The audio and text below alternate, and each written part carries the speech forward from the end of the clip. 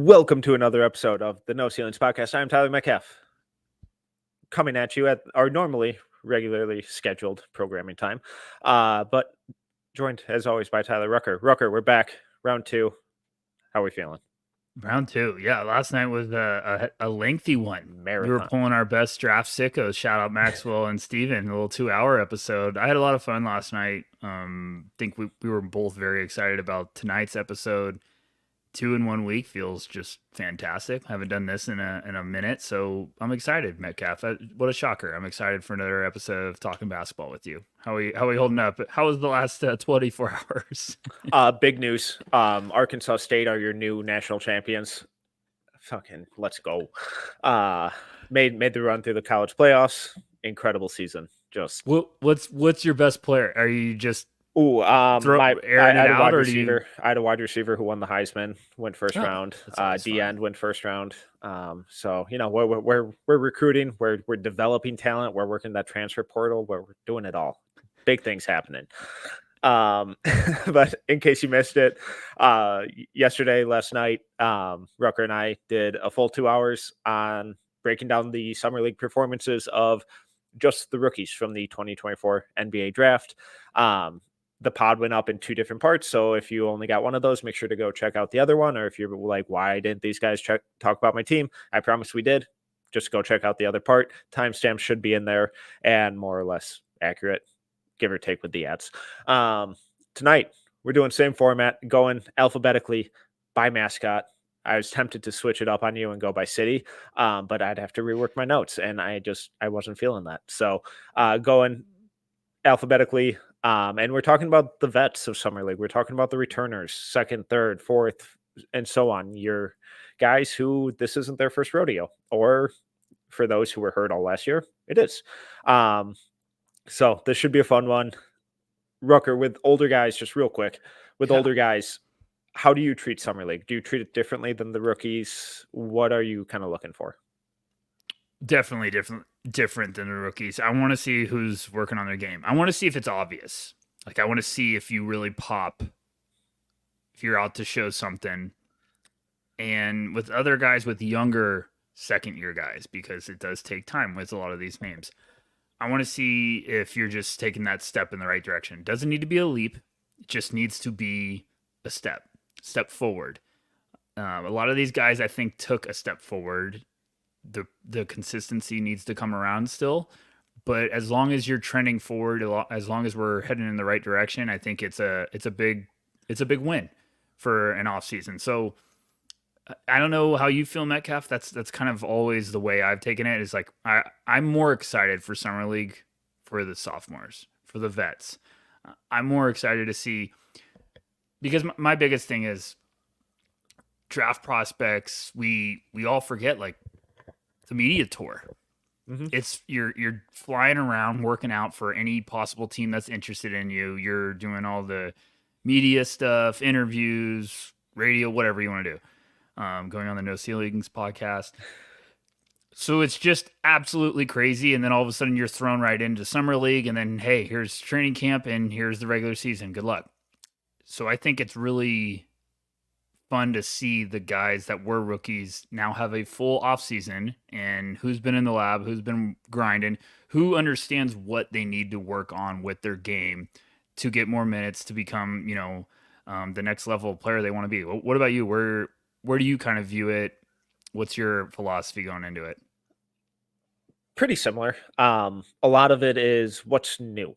What have you improved on? And are you kind of being used in a different role where it's like, as a rookie, if you were just this kind of 3-and-D guy, is the coaching staff putting you more on ball? And if so, what does that look like? And if not, why? Is it because they brought in a point guard, or is it because they just think your ball handling and playmaking is so far off that it would be detrimental almost to do that to you? So I just think it's way more interesting, kind of like you said, because this is their first full off season in a year. It's actual time for them to develop. For some, it's the first time they've been healthy in a year and just actually playing basketball for the first time, at least competitively, in a year. So it's all about, have you improved? If so, where? Is it just little stuff on the fringes that elevated your game even more?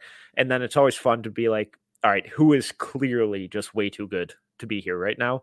And there were a lot of those guys this year, but let's just kind of get it rolling right off the bat. Dive right in. Philadelphia 76ers. I think a couple of the bigger names are Jeff Downton Jr. and Ricky Council the fourth. Those are two of the biggest standouts for me. Yeah, I'm right there with you. I like what I saw from Ricky. I think he's on the right path. I think he's probably earned an extended look now. I mean, I want to see what he can do to try to earn some minutes in rotation because I love his tenacity. I have since he was a prospect. He put up some big numbers in the G League, very big numbers. And then he had a couple games that were eye openers throughout, summer league, not just in Vegas, but also with the Salt Lake City Classic. Just looked like a different type of beast out there at times where you could clearly see the athleticism, the competitiveness. So I just want to see if he can carry that momentum to earn a little bit more minutes. What did you think of Jeff? I thought he looked awesome. I thought he played really, really well. And I was completely unfamiliar with him. So this was my kind of first exposure to him. But he just looked comfortable. He played under control. He just made the right play. He didn't force things. I thought the scoring versatility was there. Some of the playmaking, just the blend of those two things was really nice. And just throughout all of Vegas and I forget where they were, whether it's Cali or Salt Lake City, but even those games, I thought he popped in those too. And it's really cool to see guys like him perform like this and then be rewarded with it, where he just signed a 2-way contract with them too. And I think that's going to be a really nice move for them. He's not going to change their title aspirations or anything, but his size in the backcourt, the blend of playmaking and scoring versatility on a 2-way contract, I think that's just really nice to have at the end of your bench when you need it, because when we look at their kind of backcourt depth, there's not a lot going on there. There's 6-foot Kyle Lowry in year 18 or 19, Tyrese Maxey, who's awesome, and Jared McCain. And then outside of that, you have Ricky Council, Eric Gordon, kind of Justin Edwards. He's a little more of a wing, and then Doughton. So, I mean, if you're relying on Kyle Lowry at age 18 or 19, or a backcourt of just Eric Gordon, Tyrese Maxey, Jared McCain, you're giving up a ton of size back there. So between Doughton or Council, I think they're going to be minutes to kind of be able to be earned there. And if Doughton keeps playing like this, it wouldn't shock me if he kind of works his way into, obviously not a nightly role, but a couple minutes consistently. I don't know. I thought he was really good. They're going to have to find guys because Morey can't just be signing the old super friends from the Houston Rockets days. He keeps doing it, and it's always my favorite tradition. I sent you this last night, but I also didn't realize until right now that Doughton was on this list. And it was from shout out to Todd Whitehead, who does good stuff for Synergy. Put up a nice little graphic, and it was Summer League standouts. Nice. And it was leaders in points scored, assisted, or otherwise created as a ball handler on picks, isolations, or post-ups. He had a nice little, 4 each for rookies, second-year guys, and then all of a sudden the Summer League vets, you see Jeff Doughton Jr. He created 33.4 points per game just by being on the those are the guys that stand out, that you're a team like Philadelphia where you don't have a lot of room to chase guys. You need to find someone that could just be a pleasant surprise and kind of step up. And I think this is why he gets that 2-way. This is why we're getting a little interesting with trying to find some of these guys. And this is also why Summer League does matter. People say it doesn't, and that's a bunch of crap. Summer League matters for a lot of these guys. It's mainly for confidence building. I think it doesn't matter when we're talking about overreacting for stats. See Brandon Miller last year. A lot of superstars have struggled at Summer League, but you need to get the rust off. You need to get a little feel. So I think it does matter. And I think for guys like this, for vets that are trying to find a roster, absolutely it matters. Yeah, I'm just really kind of excited to see how his season and Ricky's play out. Ricky looked incredible, especially when the shot was falling. The scoring outbursts were kind of game changing. We know how athletic he is. We know how good he is in transition. But when the shot is falling, and some of the games it didn't, and it really kind of impacted how he played, because it also unfortunately kind of carried over to his defense as well. But when you're looking at him as just kind of like an athletic spark plug off the bench, where he feels like one of these guys where you're going to know pretty quickly what type of night he's going to have, where, Embiid kicks out of a double to Council in the corner, knocks down a three. Maxey driving kick, kicks out to him, knocks down another three. It's like, all right, cool. He's rolling. He's feeling it. Now, next defensive possession, does he get a little aggressive, jumps a passing lane, and now he's out in transition and he has 8 points in the blink of an eye? Or does he brick that first one, gets back cut on the next possession? It's like, all right, well, not tonight. Let's yank him right now. But those kind of guys can really take over a game in the middle of February when the team is kind of in a slog. So the defense needs to improve. The shooting consistency needs to improve.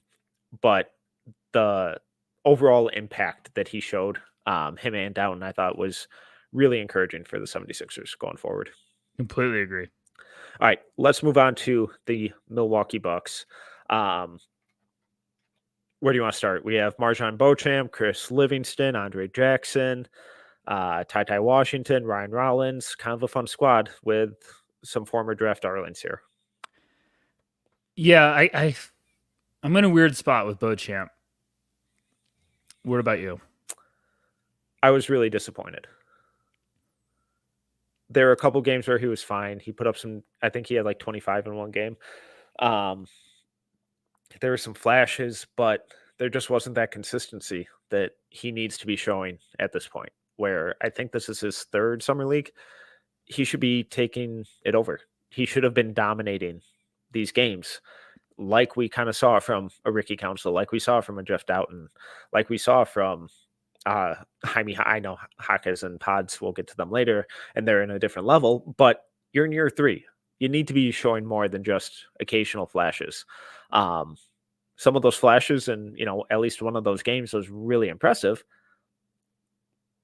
But if that was like year 2 or year 1 from him, then I'd be like, all right, this is really fun. But being year 3, still not having that consistent confidence, still not having that consistent decision-making and processing speed, where the game still looked really fast for him a lot of the times. And that's really concerning for me, especially when you look at this roster who needs athletic, versatile wings who can defend and be a secondary or tertiary creator when the ball swings to them, or knock down a shot, or make the right cut. Just do the right thing every single time, that you can rely on them as an outlet. And I didn't get those vibes from Beauchamp, unfortunately. Yeah, I think it's with me. I keep waiting for that next level. I don't know if it's just like because I've always liked him since he was a prospect. I didn't love him. I liked him, and I don't know if I just never bought in on like, oh, there's another level of awesomeness to unlock with him. I just thought, hey, could it be more consistent? And I just feel like there's a point right now where we're like, I wanted more. I left Summer League wanting more from Beauchamp, and now I'm like, I don't know if he's getting on the court consistently. They're gonna try, because it's the time where he should be stepping up, and they really need to. So going to be interested to kind of see what happens with him, but he's a solid player. It's just I don't know if there's another level. So it's like it happened. It's kind of what we talked with Pelle Larsson yesterday. It's like one game you're like, well, man, he looks nice, and then all of a sudden you're like, needed a little bit more. Go ahead. So just my optimistic, the optimistic view with Beauchamp is they put him in a lot more kind of on ball situations where they gave him playmaking responsibilities and creation responsibilities, and it was a disaster. It didn't go well. The passing, the ball security, it was all, for the most part, really bad.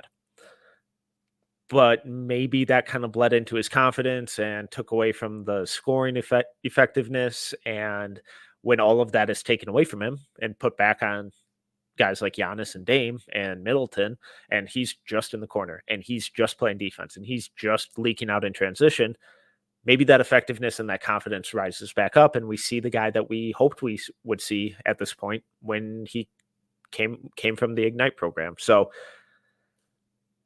that's, glass half full approach, but I thought this was a pretty tough showing for him. Yeah, and you could be on something there, because that is also a wrinkle with Summer League that we always have to remember, is that they have a plan. Like, they were like, hey, let's get him as much reps as we can on ball. He's going to be playing off the ball, but let's get him reps that way, because we want also to see if he can grow that way a little bit. I just feel like that was one where I was like, I wanted Beauchamp to be a quick 2 games and be like, it's obvious. And I didn't feel like it was obvious. I felt like, it sucks when you remember they're not in their second year. Yeah. Like, someone brought it up. I was like, oh, that's right. He's in his 3rd year. Like, so I was like, oh, and then you're just like, okay, but you never know. That also just could be, hey, we're working on this specific part of his game, or he wants to get more reps, and kind of go from there. But definitely felt like I wanted more. I thought Andre Jackson was really solid before he got hurt. A lot of kind of the similar stuff in the half court, but I thought some of his transition stuff was really encouraging and something that they could unlock with him in the regular season, where, again, middle of the season on a Tuesday, all right, let's throw him out there for some extended minutes, let him push the pace, let him get out and run. I thought he was really good in transition with his playmaking, quick decision-making. The defense was always good. Half-court offense, it's just he can't shoot, and it just becomes tricky. Chris Livingston, I thought, was solid. Again, just another long-term project, but it looks like he's taking the steps in the right direction. Nothing major, but I thought there was, some flashes of some knockdown spot up shooting. I thought he rebounded well, some decent defensive stuff. And then unfortunately, I thought Ty was brutal. And Ryan Rollins looked really good. Rollins keeps looking good. I think the AJ Johnson game, Rollins was also doing some stuff where I'm like, gosh, man, you have talent. You just got to find a perfect fit. And he's bounced around a little bit. He's had some good G League run, bounced around a little bit.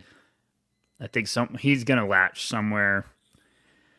Livingston, I love Andre Jackson, but him, Andre, and Beauchamp are like stuck in the same world right now. And I'm like, someone's got to go forward. Like, who is it? And if you had to bet on one, who?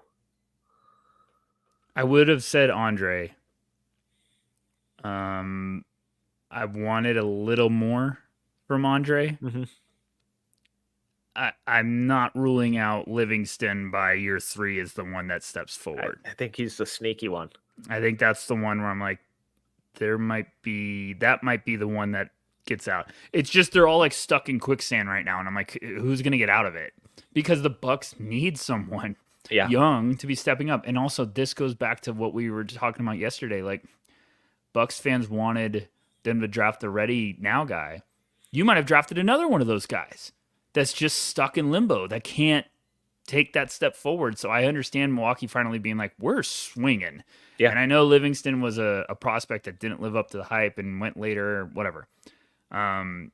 Still, I think you're getting solid guys. You're hoping one of these takes the next steps. I still think Andre Jackson has a level to unlock that's going to get scary. It's just, can you find it, and how long is it going to take to get there?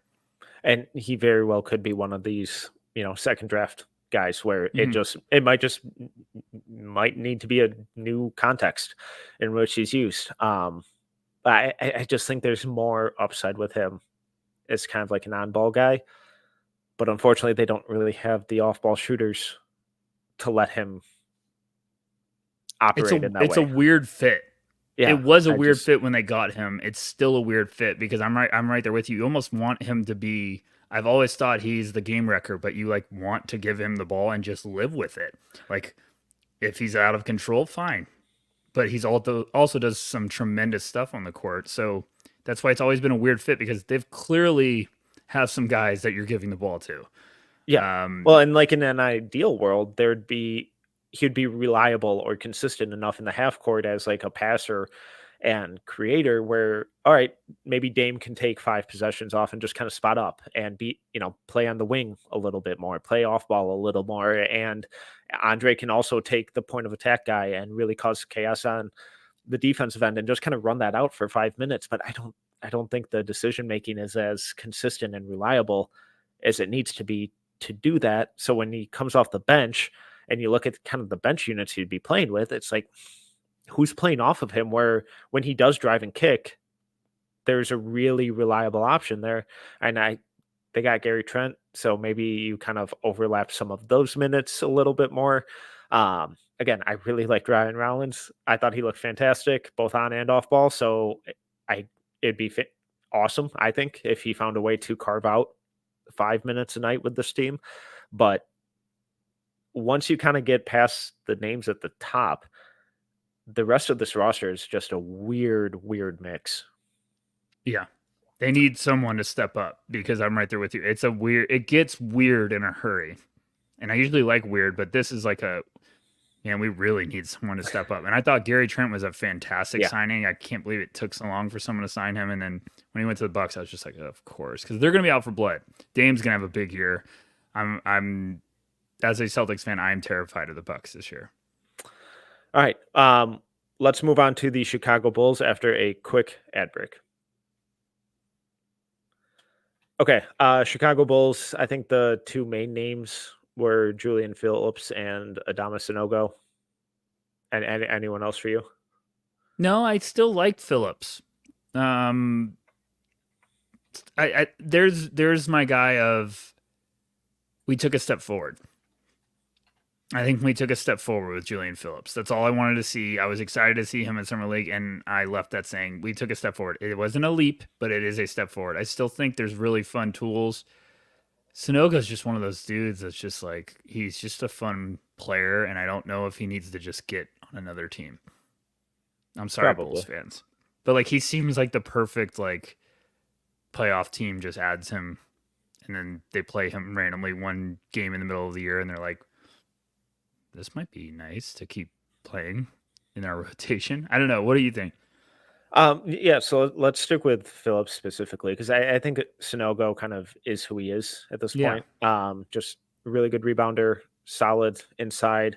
Can pick and pop occasionally, but I don't think he's ever going to be so much more than like a third string center. But Phillips is the really intriguing piece, and I thought the defense for the most part was really good, and the offense was really inconsistent where there were some flashes. I really liked his activity off ball, but what kind of specifically did you see from him that was that step forward that you were kind of talking about? I'm not even saying Metcalf like it's like I'm like, oh my gosh, he looks fantastic. Right. I just think this is a guy that when he was drafted, I thought this was a project. I thought the defense was going to be legit. I thought the offense needed a lot of patience. So I think there's just, with those guys, you get so excited of flashes of being like, okay, it looks like you're working on this. It looks a little bit smoother. I don't panic when those guys that I know in the back of my mind, I'm like, I evaluated him. He was a project in my mind. This is year 2. But I'm always like, this is really like year 1.5 because you're getting your first full off season. And he spent the whole majority of the year in the G League. I just think those guys those are the 3-year guys that it's the golden rule of like 3 years reevaluate. I think you really are trying to hope that by year 3, you're finding that real step forward, maybe re-signing them for cheaper than you think. And then all of a sudden you're reaping the benefits. I don't know. So it's just one of those things. I think it's a raw ball of clay that looks like it's starting to mold, but you're just hoping it continues to move in the right direction. Does that make sense? Yeah. And then the selling point with him has always been the defense and the size and athleticism. And I thought that really showed for the most part with him again. So that was really good to see. It's just, I hate when it gets this reductive, but can he shoot? And not at a prolific level, but can he knock down a corner 3? Can he spot up above the break and knock down, be that outlet? Right now, I don't think so, but hopefully long term, fingers crossed. Anyone else on the Bulls, or you want to move on? Move on. All right. Good luck, Chicago. Cleveland Cavaliers. Real only names were Craig Porter and Imani Bates. I bummed about Porter. I thought he was going to be a shutdown guy. I thought he was going to just go on a warpath and cement himself as like, he's a legit piece in the rotation, because he had some really nice flashes last year. It looked like, oh gosh, the Cavs found a diamond in the rough. Had like I think Garland got hurt and he went on a little bit of a stretch where you're like, whoa, okay, my man can play. And I thought he was just going to kind of carry that momentum into a summer league showing of just being like, all right, I don't belong here, like in a positive way. He had some flashes. He still looked like he's going to be a piece they're going to give extended minutes to kind of be a change of pace guard, but I think I just wanted more. Same. I was just kind of underwhelmed with him. I thought Imani looked a little better. Me too. Looked like he looked stronger. He did look bigger to me. Like on TV, I was like, you look filled out a little bit, and he still looks skinny. Yeah. I thought first game there were some nice kind of on-ball creation flashes, but real inconsistent. And then that second game against the Bucks, he just looked more comfortable. It looked like the game had kind of slowed down for him a little bit more. There were some really nice passes. The spot-up jumper looked better than the pull-up. He just looked more comfortable, and that was really kind of encouraging to see, because we know the talent's there. It's just how effective can you be? How efficient can you be? How consistent with the decision making can you be? And up until this point, it's been pretty erratic, but I thought this was kind of just a good progression for him. So I thought that was really encouraging. And unfortunately, the defense was awful, but whatever. Imani looked better to me.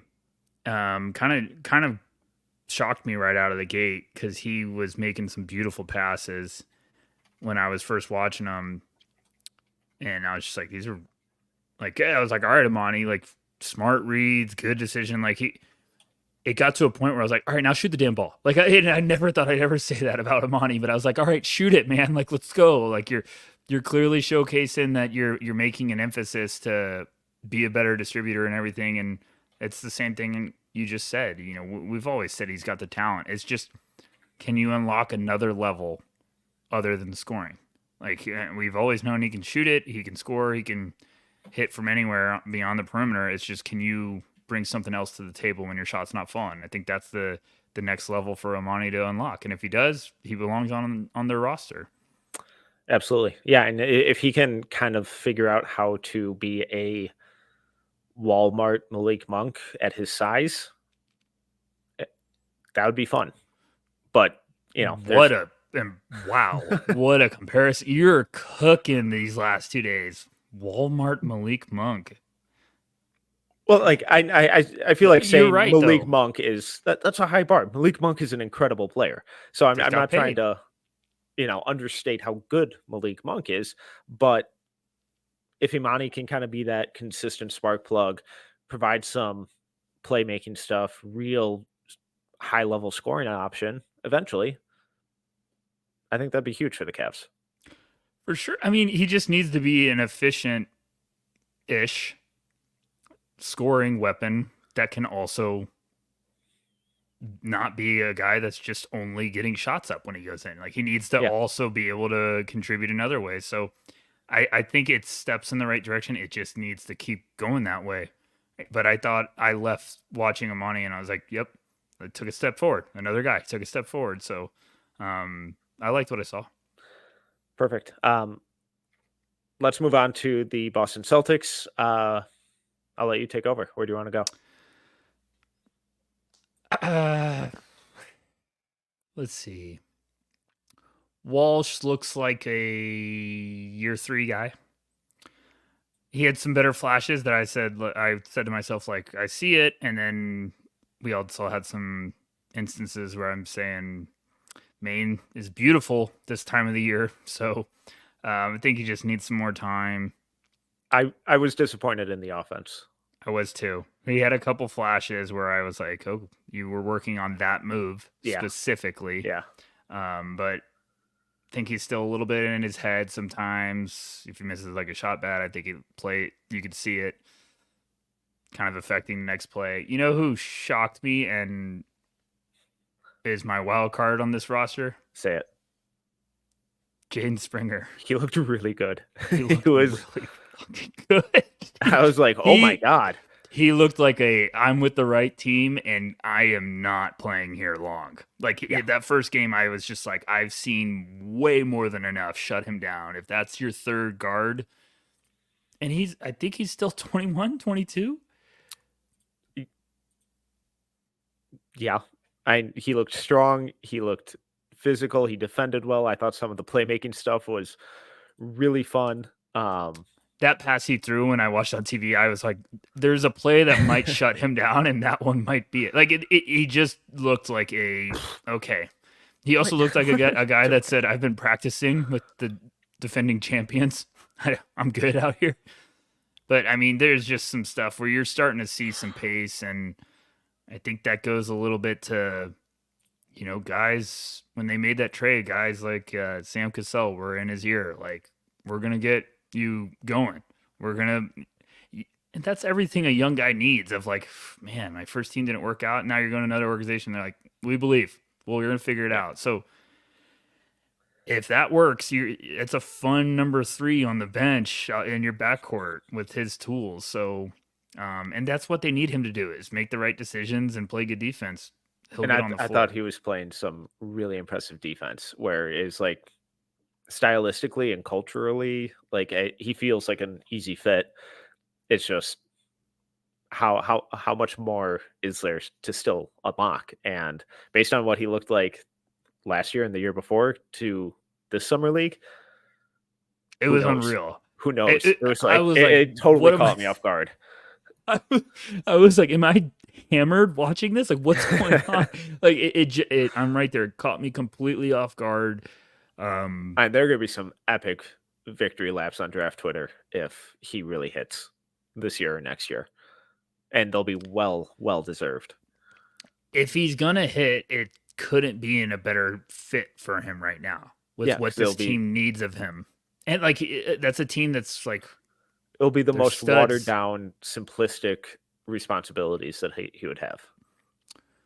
When all their studs right now are like still playing, so you got to find time to buy rest for them. And Springer steps up and is Pritchard's backup one night. Like, all right. I just was completely thrown off. Yeah, Springer looked awesome. Cato looks solid. He rocks. Looks like a great third, fourth big. I love all their young pieces.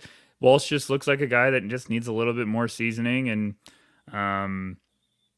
I hope I'm wrong. I didn't love the pick, but I hope I'm wrong. I'm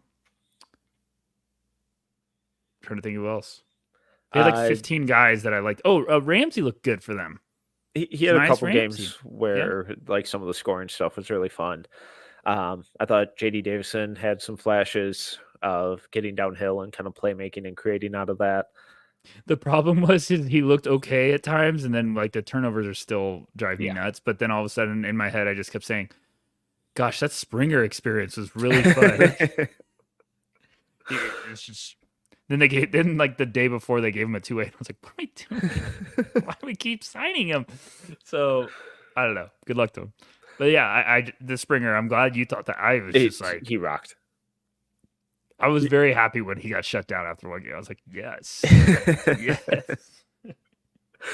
Okay.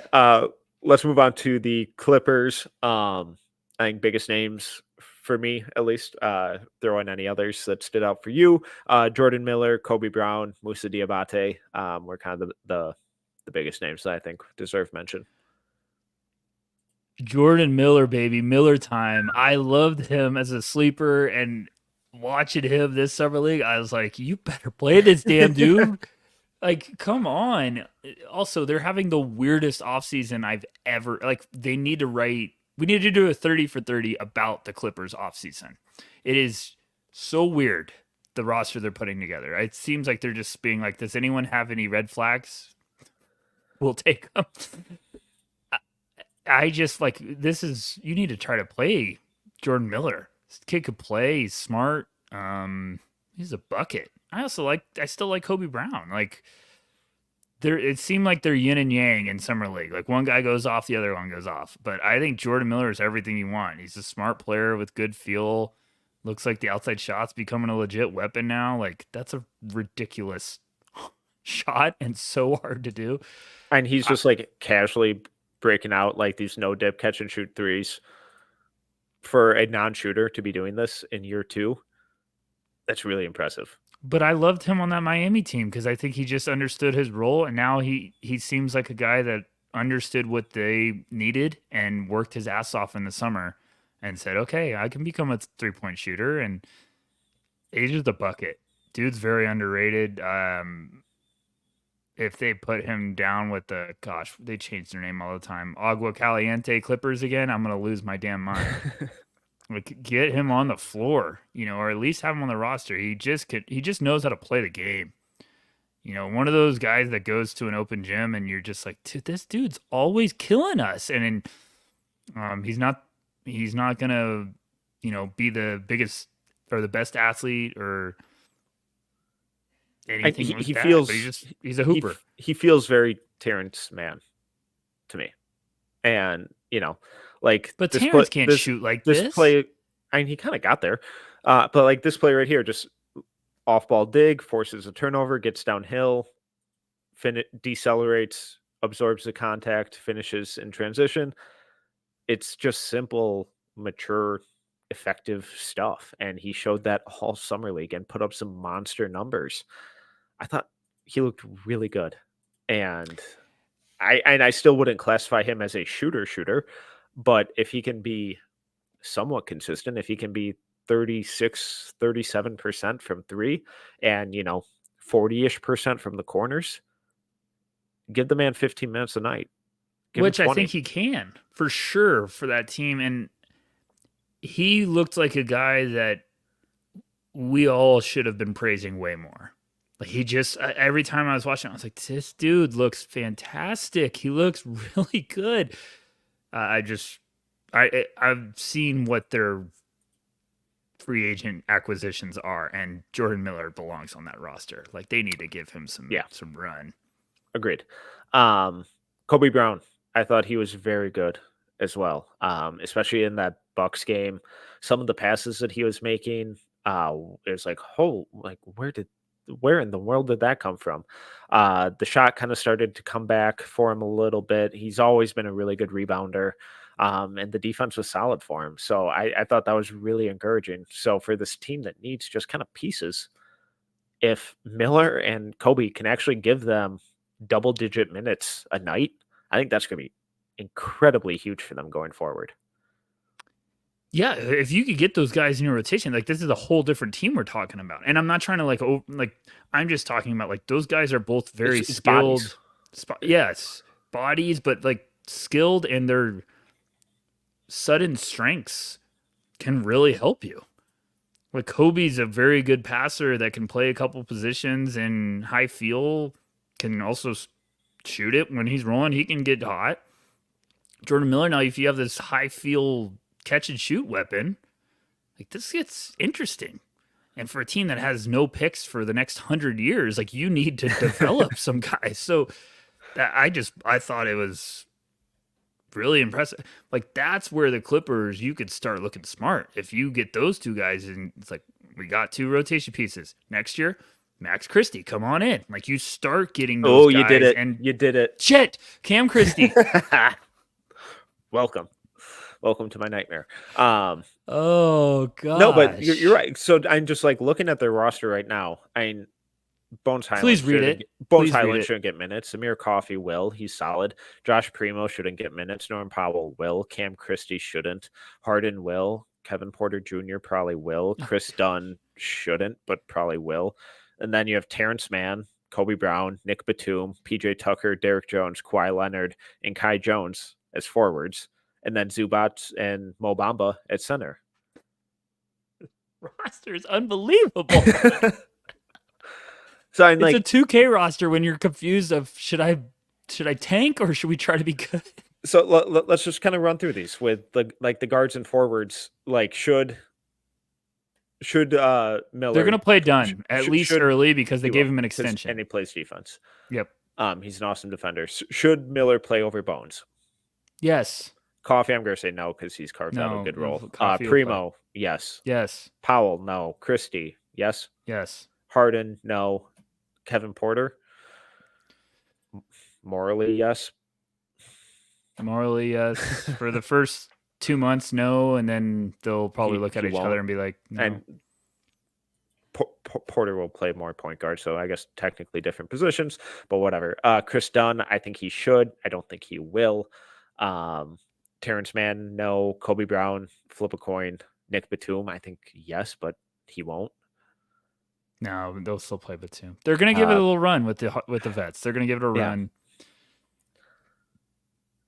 It's just frustrating. But I think come March, I think both Kobe and Miller should be getting at least a couple minutes a night.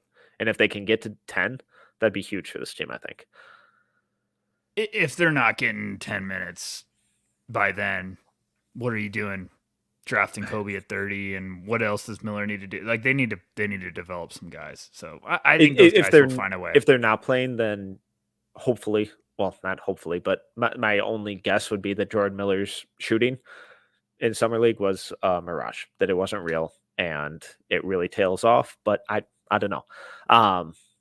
The other name, Moussa Diabate, he looked better, but not as good as you would hope for. Yeah. Like there's a step made, but I need that leap. It looks like the game's a little slower for him. He was a little more patient with the interior scoring. The rebounding was really good. It just looked like he was just in year 3, and not like it was like, oh, here we go, year 3. It's like, year 3. It's tough, man, because it's really tough for that type of player. You really need to take some steps quick, because every year there's those guys. Like every year there's, you're tough, raw, big with potential two-way feel. Guess what? There's another class of those guys coming in. So you got to be getting better in a hurry to separate yourself. And I just feel like Moose is kind of stuck in that. Probably going to go to the Euro League and be a stud. Like it would have been great if he kind of came out like a bat out of hell and was like, I deserve that backup role over Mo Bamba or Kai Jones. Jesus, God, this team. All right, we spent way too long on the Clippers. Loving it. Let's move on to the Grizzlies after our last ad break. Okay. Biggest names for the Grizzlies, I thought, were Jake LaRavia, Gigi Jackson, and Scottie Pippen Jr. Those were kind of the big standouts for me. What did you think? LaRavia, took a while to get going and then had a game, and you're like, oh, here we go. And he had some... Then he started really cooking, and I said, Jake, we've been waiting for this, bud, but here we go. So I thought he ended up, cooking. It just took him a couple of games to get going, but then he ended up cooking. So I thought it was something to keep an eye on. Like the Jake leap might be happening this year. It's just, can he knock down those spot-up jumpers? And he couldn't consistently. I thought his defense was fantastic. Some of the passes that he was making were really impressive. He had a bit of flair on some driving kicks behind the back kind of stuff. He was getting a little flashy with it. It was fun. Just he's gonna have to shoot, but I thought that the defense, the rebounding, and the passing felt like enough to get him on the floor, at least, especially with how that Grizzlies team plays and the types of guys that Taylor Jenkins tends to steer towards. But at some point, he's gonna have to shoot. Gigi, I thought, looked really good as a scorer, especially in more of an off-ball role. I thought his handle was weirdly sloppy, and the ball security struggled. But I think what I have to keep going back to with him is, one, he's a baby. Should be a rookie right now. And two, just imagining him in a completely different context than what we saw in Summer League for the most part and what we saw from him last year, where I don't think he's going to be, hopefully, if this team is healthy, an on-ball scorer or creator at all. But can he cut off a John Morant? Can he spot up? Can he be that reliable and consistent off-ball scorer and shooter with passable defense? And I came away more encouraged that he can play that type of role this year. I did the same exact path when I was watching him. Like, I was like, okay, yeah, I get it. You can score, you can shoot. I'd like to see a little bit more. And then I was like, wait, remember how young he is. Remember what they need him to do right now. And I always was saying, like, year 3 or 4 is when I feel like Gigi's going to be, like, on ball. Treasure chest is going to start opening up where we're like, okay, here we go. He's becoming, because they don't need him to do that. They need him to hit open shots, score, make life simple. And I think everything will start falling into place. So yeah, I think Gigi's going to have a great year for them. They need him. If they're healthy and he can look like he was last year, they're going to be really scary. So they need Gigi to be, just keep it simple for him.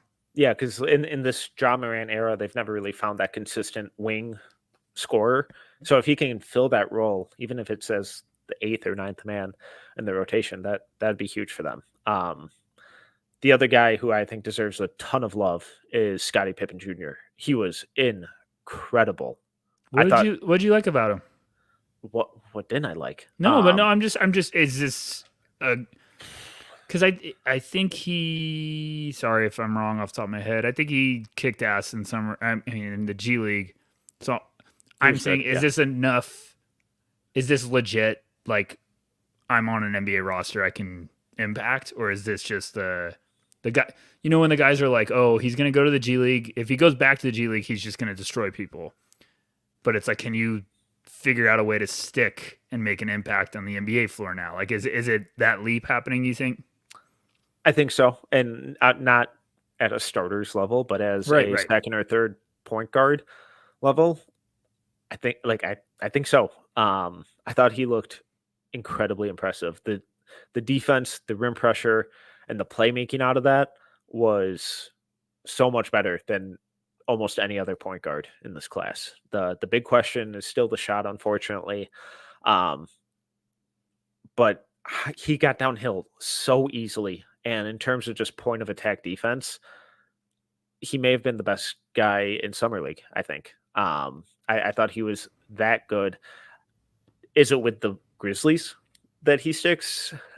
I don't think so. But if you're the Kings, I think their backup point guard right now is Jordan McLaughlin. I would rather have Scottie Pippen over him. I love McLaughlin. How dare you? McLaughlin's solid. He's good. But I think Scottie just provides a sense of point of attack defense, playmaking, athleticism, shiftiness, downhill pressure that really caught me off guard. And it felt like a legitimate leap from him. And, I think players of like Bronny's archetype should be looking at what Scottie Pippen Jr. is doing and try and be like that. Don't look at Avery Bradley. Avery Bradley was a fucking problem. Look at Scottie Pippen and how he's kind of grown over these last 2 to 3 years and make an impact that way. The way that his playmaking specifically really took a jump, I thought was really important. And Scottie was always really good at Vanderbilt, but I don't know, this just felt different from him. Love that you gave the Avery Bradley shout out. We need to stop comparing everyone to Avery Bradley. That's like, oh, he could play defense and he's a guard. No one played defense like Avery Bradley. He was a freak of nature. The stat I brought up previously from Todd Whitehead at Synergy, the Summer League standouts, where it's for, if you're just listening, leaders in points scored, assisted, or otherwise created as a ball handler on picks, isolations, or post-ups. Of 12 players, rookies, second-year guys, Summer League vets, Scottie Pippen Jr. first. He created 41.9 points per game just by putting the ball in his hands. Like, that's Keontae George was second at 41.0. Now, yes, Scotty played 8 games. Keontae played 2. I get it. You're probably like, oh, Keontae. Still, I think it is a heck of a summer for him, and I think you're onto something where teams are keeping an eye on him now, because either Memphis is going to be like, we're going to be smart and there's our third guard, or some team's going to say, if he becomes available, we're going to jump all over that. So, well, and like you're Philly, bring him in on a minimum. You're the Nets, like fuck it, why not? That's a team. Brooklyn or the Bulls have 15 guys, and I don't even know what they're doing. They don't even know what they're doing. But Brooklyn, I mean, shout out Killian Hayes, you're back. But Brooklyn should be looking at guys like that. Was the two-way originally when they started it? You could still go sign a guy if he was on a two-way. No. I always thought that was a thing, and I always was like, why don't teams jump on that? I would be petty as hell and just go sign a guy off a two-way. Maybe it was after the two-way expired, you could just jump on it right away. Because I remember when it first came out, you had a certain amount of days before it expired. I don't believe so. But looking at Scottie Pippen's contract right now, it looks like he has a 2-year with Memphis. So, oh, nice.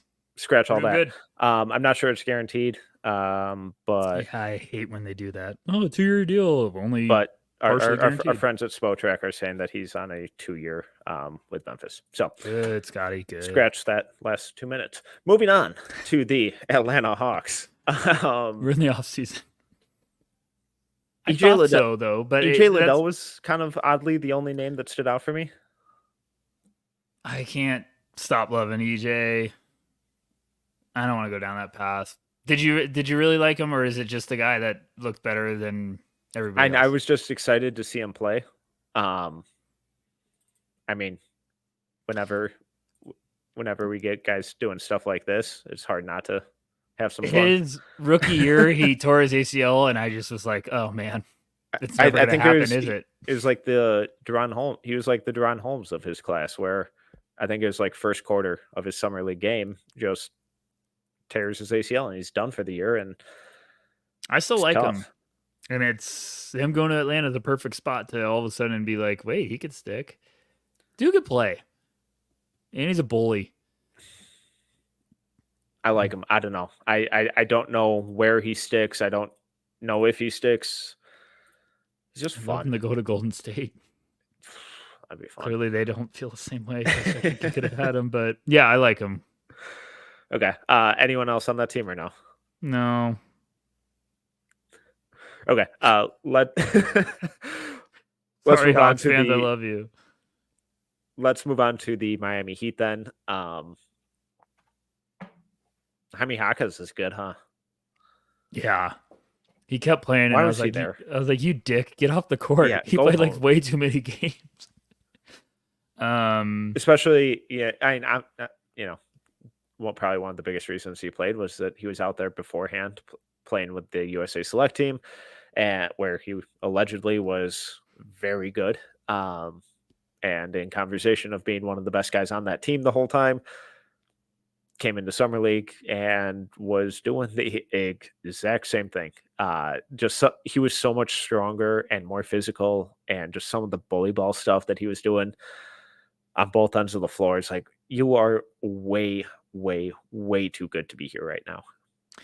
It's really weird when guys keep getting better in college and admit they need to get better, and then get better, and then get drafted later because they weren't ready for the NBA, and they said that, and then they have good success, and people are like, why did they get drafted so late?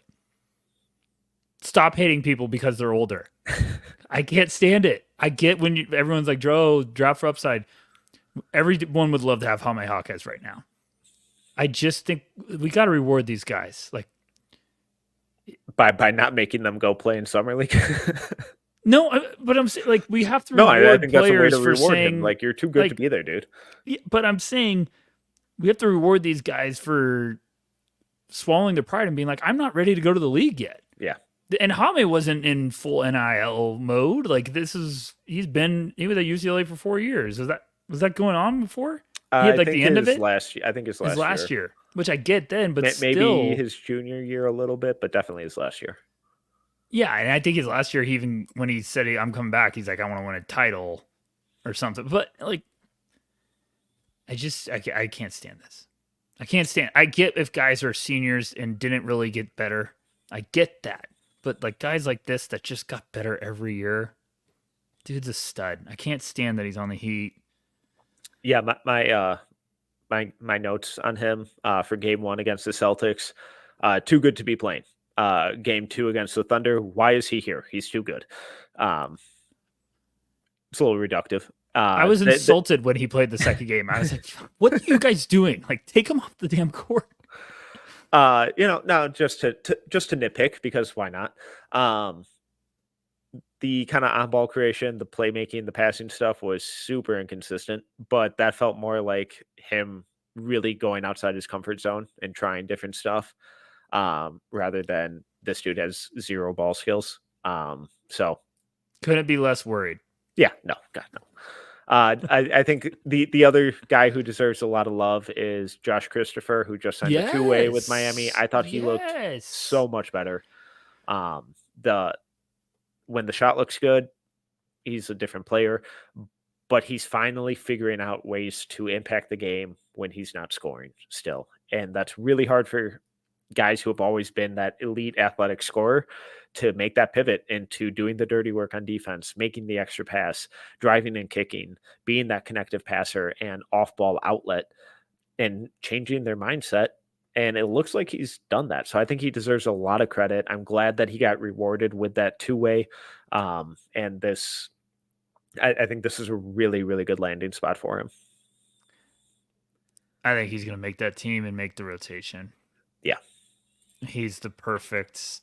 Like, when I saw him on their roster, I was like, Josh, this is.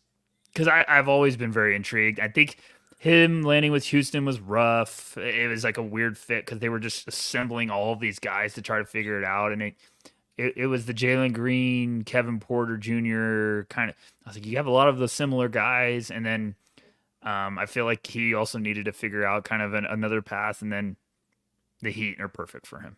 Absolutely perfect. They'll unlock him. Dude can play. He can absolutely play. So I wouldn't be shocked if the Heat found another one. They just keep getting away with this. They just keep finding guys for cheap. So would it totally shock you if he ended up kind of supplanting like Josh Richardson in the rotation? I was literally thinking Josh Richardson. Like, it seems like the youthful version of Josh Richardson. No, dude. I mean, he absolutely could be, because he's electric, plays his butt off. He can score like crazy. I think just kind of what you're saying. If he unlocks another level, you're really cooking with something. But going back to him at ASU, like he has the tools to definitely be a dynamic guard. Totally agree. The Heat were incredibly fun, and it showed on the scoreline as well. Let's move on to the Charlotte Hornets. Brandon Miller played a game for some reason and looked like he shouldn't. He was awesome. He's going to be so good. Yeah, didn't need to be there. Nick Smith was the other name that I think stood out. I was really encouraged with Smith. Yeah, I think I'm encouraged. He took a step. I just need some more consistency, but he took a step. I mean, they drafted KJ. I love KJ. I don't know what they're doing, but I did think Nick looked better at times. I think, he had some good flashes towards the end of the year last year. It was some good flash in the summer league. Just needs some more consistency, but has the tools. It just looked like offensively the game kind of slowed down a little bit for him, and that was the big thing with him, for me at least, coming out of Arkansas, was that he looked so sped up and the game was so fast for him. He looks stronger, he looks shiftier, he looks more comfortable on ball, which I think is really encouraging. I'll just kind of pull up a couple clips here, but just him running the pick and roll, little escape dribble, hesitation, gets to a layup. That's really nice stuff. That's really comfortable. And he wasn't doing this stuff last year or even at Arkansas. In high school he was. But it's good to see that kind of come back into his game. again, we just kind of see him getting downhill here, a little brush screen, spins, dumps it off to the cutter. He knows that his man is filling the lane there. Really nice stuff again. On this one on ball, little pick and roll, shows off the handle, gets to a nice floater, just simple stuff. Last one, sorry, but I just thought he was really fun on ball, and it was stuff that we haven't seen from him in a really long time. Just makes the easy read, immediately flares back out, and knocks down the open shot. It's what he needs to play simple. He doesn't have to be a game changer, but if he can be consistent, take care of the ball, and knock down his open shots and make the right play as that backup point guard, that'll be fun. Or even as a shooting guard playing off of LaMelo and Miller. I don't know. But I think just the game slowing down for him like this was really important. Beautifully put, that last part. With Nick, all I need to see is the game slowing down. He'll be able to shoot. He'll be able to score. Just need the game to slow down. That was the one thing we watched. Like, he had the disaster year at Arkansas. Still somehow was a first-round pick because of the talent. He has the talent. It always looked like things were sped up. Even when he got drafted, and I was like, okay, now we could breathe a little bit. He still looks sped up at Summer League. Now that he looks like he's more in control and maturing a little bit, and I'm seeing maturing on the court. Everyone just calm down, pump the brakes. That's something. Like, you have something now for sure. Charlotte's building something. They're taking that slow stretch. I'm excited about this front office, see kind of what they do. I think Charles Lee's going to be a really good coach. Yeah. But you're on the right path. And I know Hornets fans are probably tired of hearing that sentence, but I really do think they're on the right path. You found gold with Brandon Miller. Nick looks like a nice little second-year piece that at the end of the year they'd be like, oh gosh, Nick's becoming legit. Yeah. Like to see them make one trade. That's all I'll say. Well, they could have just avoided that entirely. they're kind of screwed that year. But yeah, I hear you. Okay. Anyone on the Jazz that you feel compelled to talk about? For me, it was mostly the rookies. I think Taylor Hendricks took a right step. Yes. Talk to me about Hendricks. When I say this, let me phrase this the right way. Taylor was like, I love Taylor as a prospect. Got really intrigued. I also thought it was going to take a while. I thought he had a phenomenal, where is this? Like, this came out of nowhere. Yeah.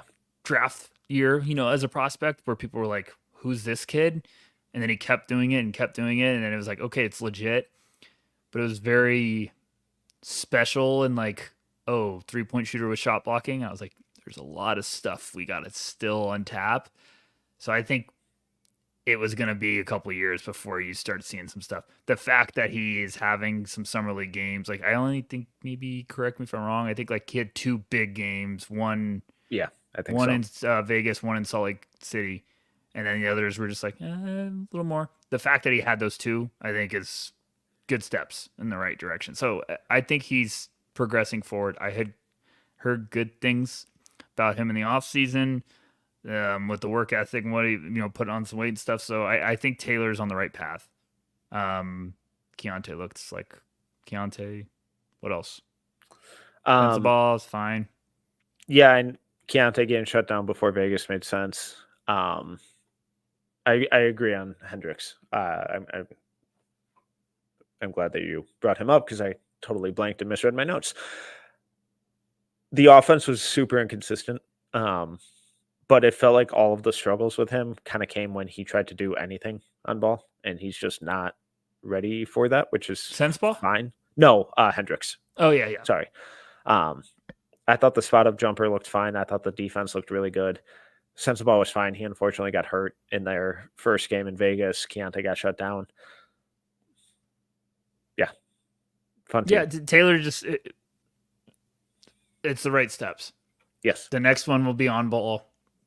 And I'm not entirely sure that it has to be.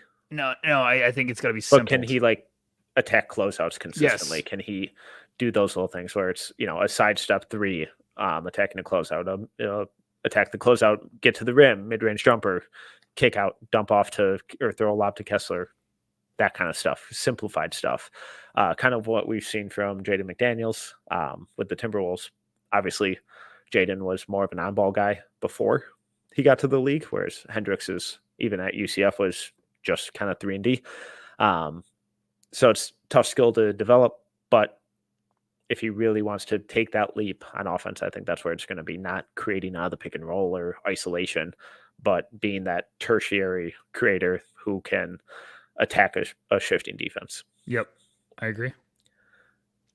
The Sacramento Kings were a really interesting team for me. We didn't really talk about them because Devin Carter was hurt, so there weren't any rookies to really talk about. Colby Jones, Keon Ellis are the two names that I think stood out the most for me. Keon popped to me more. Just had a couple games of you clearly carried that momentum from the postseason. It was his third game against the Knicks where he really went off, where he got like 25. Yeah, it was like there he is, and then I was like, okay, you look great. The first couple he struggled, and I was a little worried of, oh no, was this like a 2-month flash in the pan type thing? It's like, oh, I loved you coming out of Alabama, like, but then you kind of think about what he was doing in those games, and it's similar to what we were talking about with Gigi, where he was on ball a lot more. They were letting him create and be kind of a pseudo point guard to be like, is there anything here? And I think we got a definitive no on that. But then against the Knicks, it kind of pivoted back to being, all right, let's just knock down some shots. Let's have some fun. Let's build that confidence back up and shoot. And he knocked down a crap ton of shots. The defense I thought was really good. Their first game, my notes for their first game against the Grizzlies was whole team sucked, 1 million turnovers, and nothing redeeming. Those are my favorite notes. Sometimes I get very blunt with the notes, so I love those games. It's like, boo. But no, it was good to see him bounce back. And it's like, okay, nope, this is the guy that we saw to close out the season with the Kings. So that was really encouraging. Talk to me about Colby. No, I want to hear what you say about Colby. I will say this about Keon. Everyone has to remember there's always a specific plan with some teams. Last year, Keegan, they played him at the California Classic, and they just put him in every on-ball rep possible. So you always have a plan with some of those guys. And then finally, I think after a while, you go, let's let him cook. Let's get the confidence back up.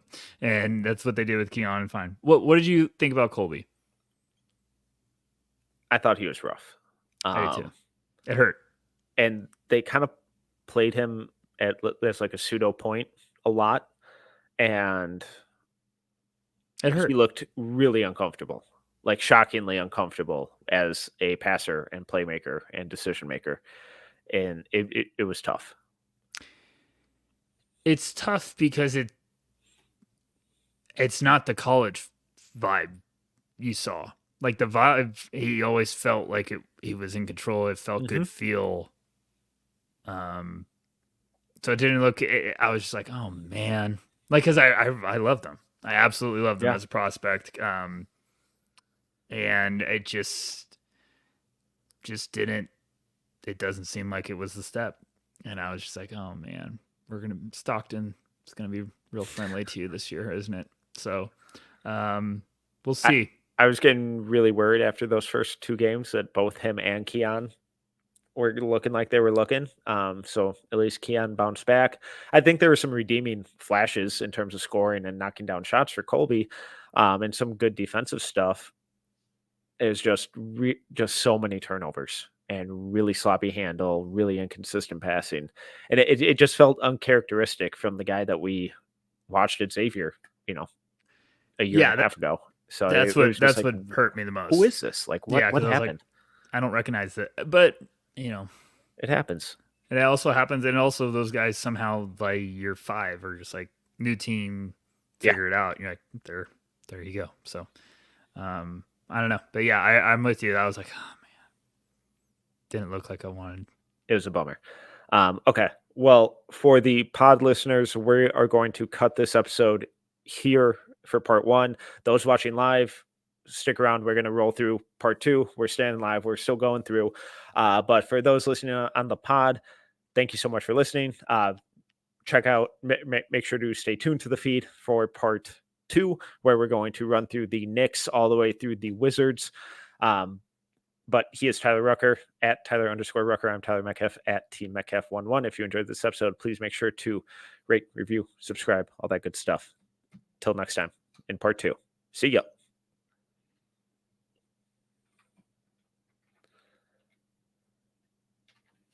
All right, we're back with part 2.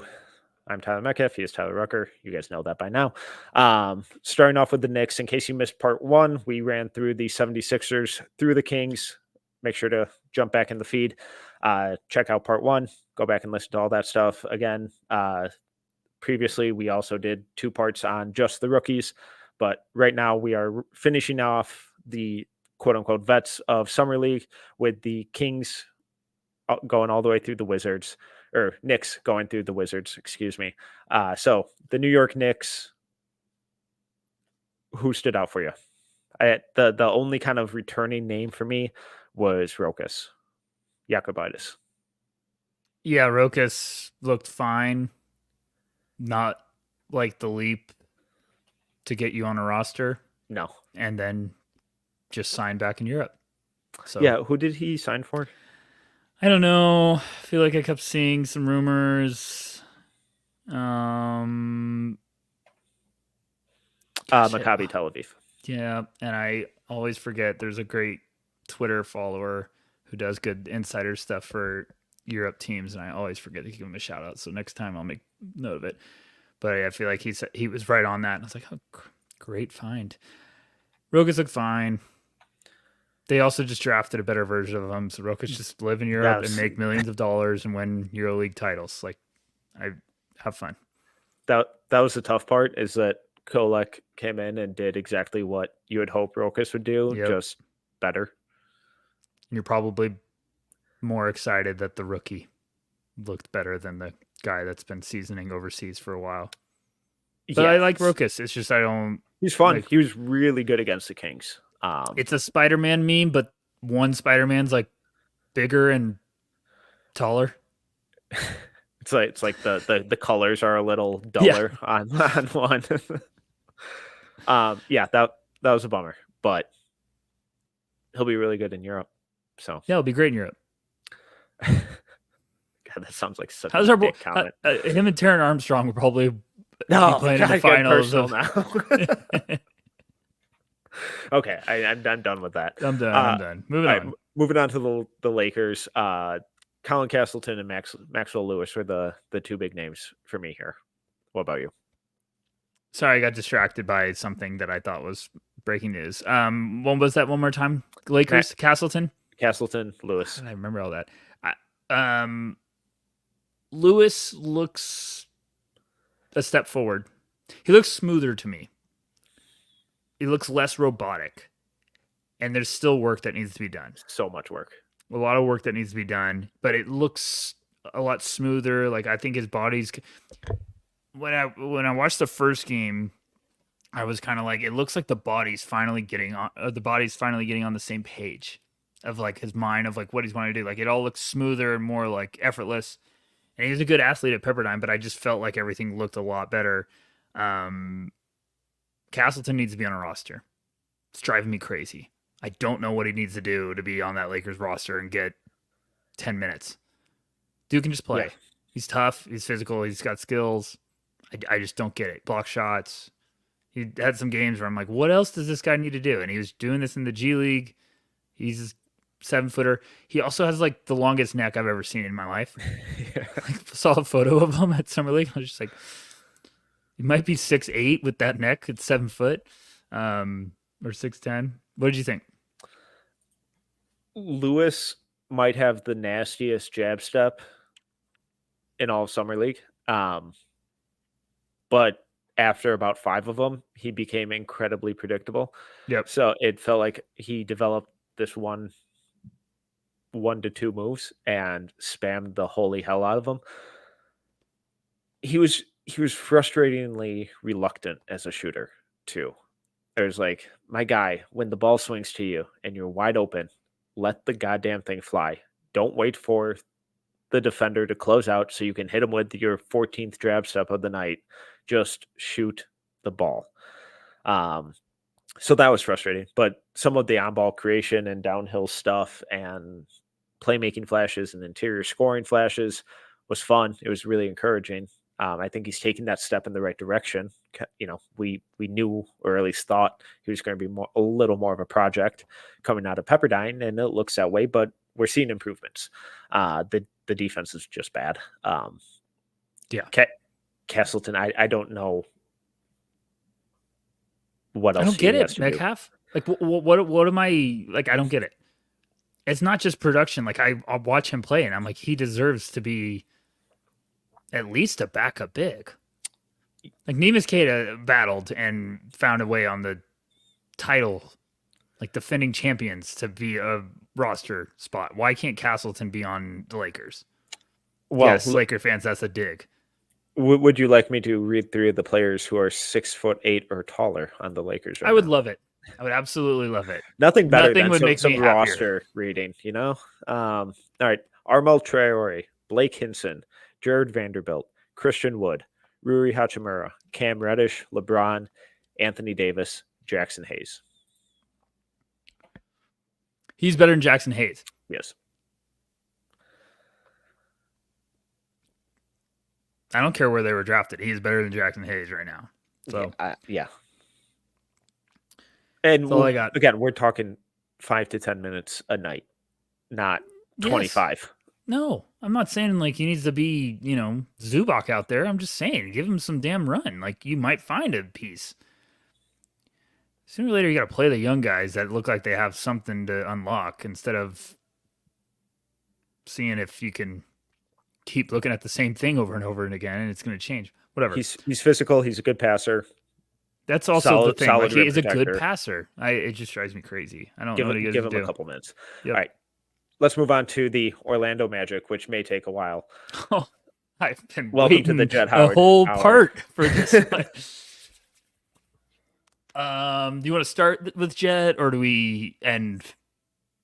Do we fuel the Jet, or do we take off? Let's build up to Jet. Anthony Black's good. Anthony Black looked great. He looked good. He looked very, very good. But no, he's fine. He's fine. He was playing more of that point guard role that we saw at Arkansas, and he looked very good. So he started to look like the shooting and scoring is always going to be inconsistent, I think. But some of the craft, creativity, shiftiness out of the pick and roll, getting downhill, creating for others, moving defenders is like, this dude's going to end up playing point guard for the Magic at some point. He's gonna. That's gonna be their backcourt for years to come. Him and Suggs. You're gonna have to play them together because it's two high field guys. I wanted to see him. I wanted to see the game slow down for him. It did. I wanted to see him be aggressive, under control. He did. He had a couple drives that were like, get the hell off of me. And it wasn't like bulldozing people. It was just like him bringing someone along for the ride, and then he'd throw a little floater in the lane, and I was just like, very good patience. He had a couple passes where I was just like, man, this is everything I like to see. There's just a lot of really good stuff. Like, he did that a couple times where it was like great hesitation to get someone to fly by and go off the glass. I think this is the one I loved. This little snake. Yeah, I mean, that's beautiful. Pulls the defenders. It's tough to pass a guy much more open than this and manipulate a pick and roll defense by yourself. It was beautiful. He had a couple. He got doubled once in the corner and threw a skip pass, like on the money for 3.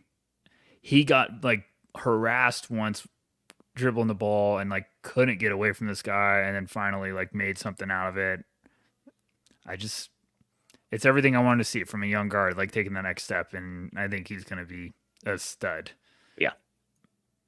His shot will start to come around, probably. He doesn't have to be a prolific shooter, but like out of the pick and roll, can he knock down some of those elbow jumpers a little bit more? Can he be a little more consistent on the floater when Paolo and Franz and Suggs are running the pick and roll and he's spotting up on the weak side, can he knock down those catch and shoot opportunities when he needs to?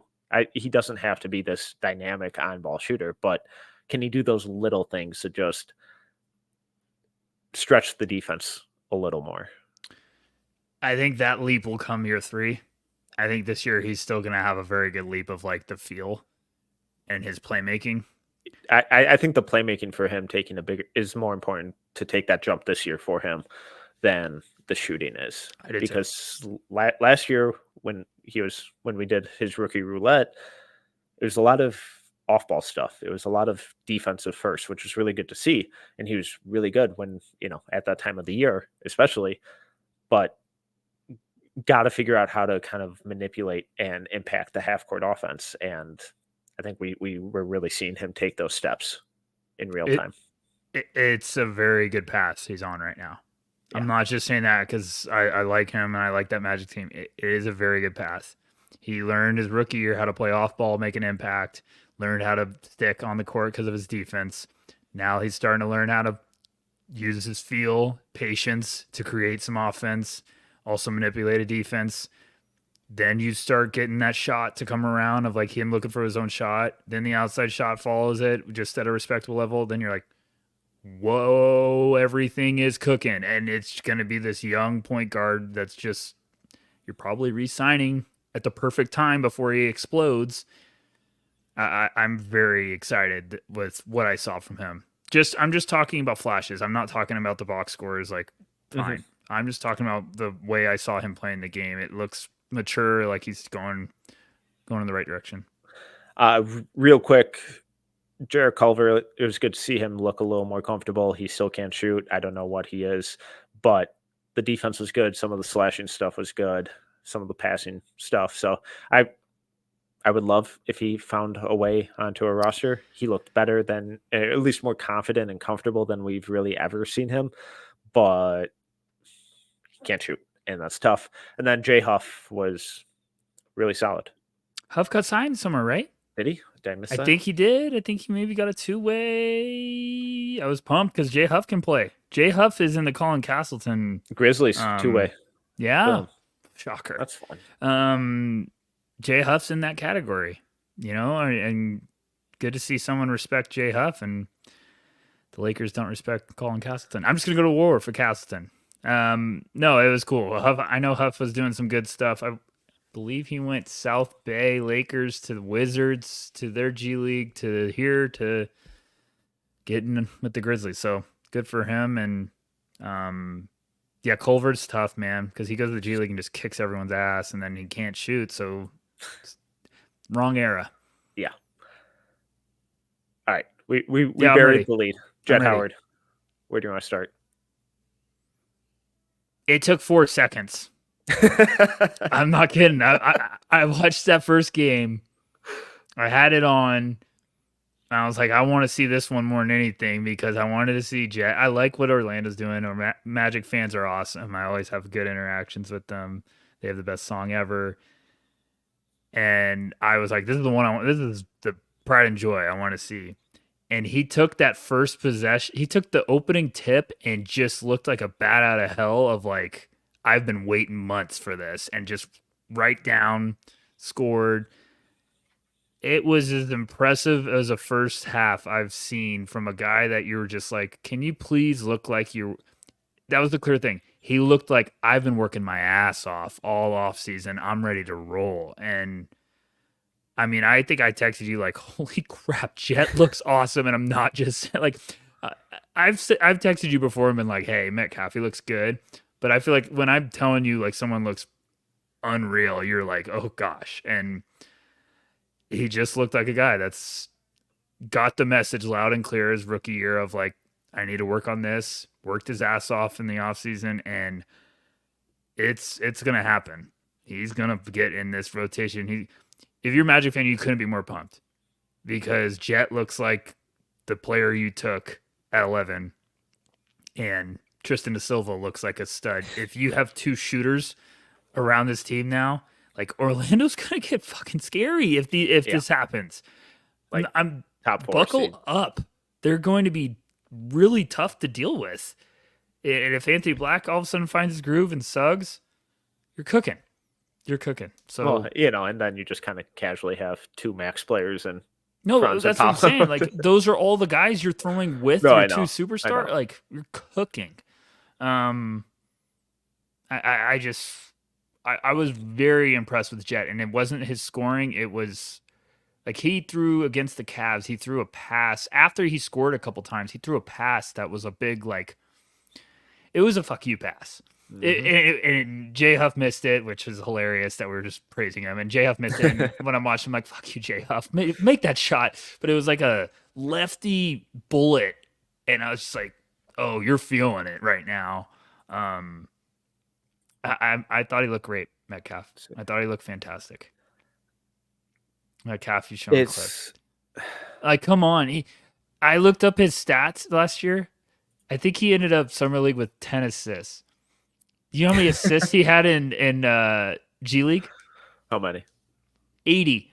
Oh. And like 50, like 40 games or something. He had 10 and like 3 games at Summer League. So, I mean, I think he looked great. The passing really healthy. Shocked me. And he looked healthy. He looked bouncy. Healthy. He looked quick. It's amazing what confident the difference can be when you don't have multiple foot and ankle injuries all at the same time, and you're an off-ball scorer who thrives when running off motion and off screens and being that off-ball creator. Shocker.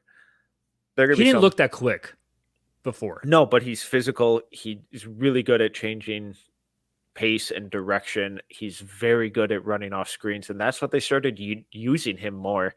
It's a lot of the similar stuff that we saw him thrive in when at Michigan, where he's set up in the corner and he's running off these pin down screens and DHOs, and he's being put in motion and imbalancing the defense right from the start and letting him attack the middle of the floor to then and then just kind of make a decision, whether it's finding his own shot, attacking the rim, dumping off to the roller, kicking out to weak side shooters.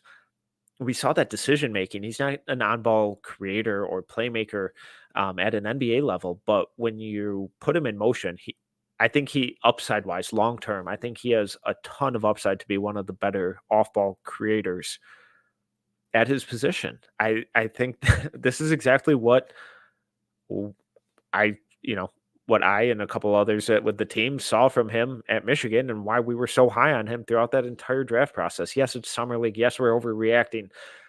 You could not have asked for a better Summer League from him than this. No, you couldn't have. His healthy speed at Michigan looked like now his, like, I'm setting you up speed for, like, coming off screens.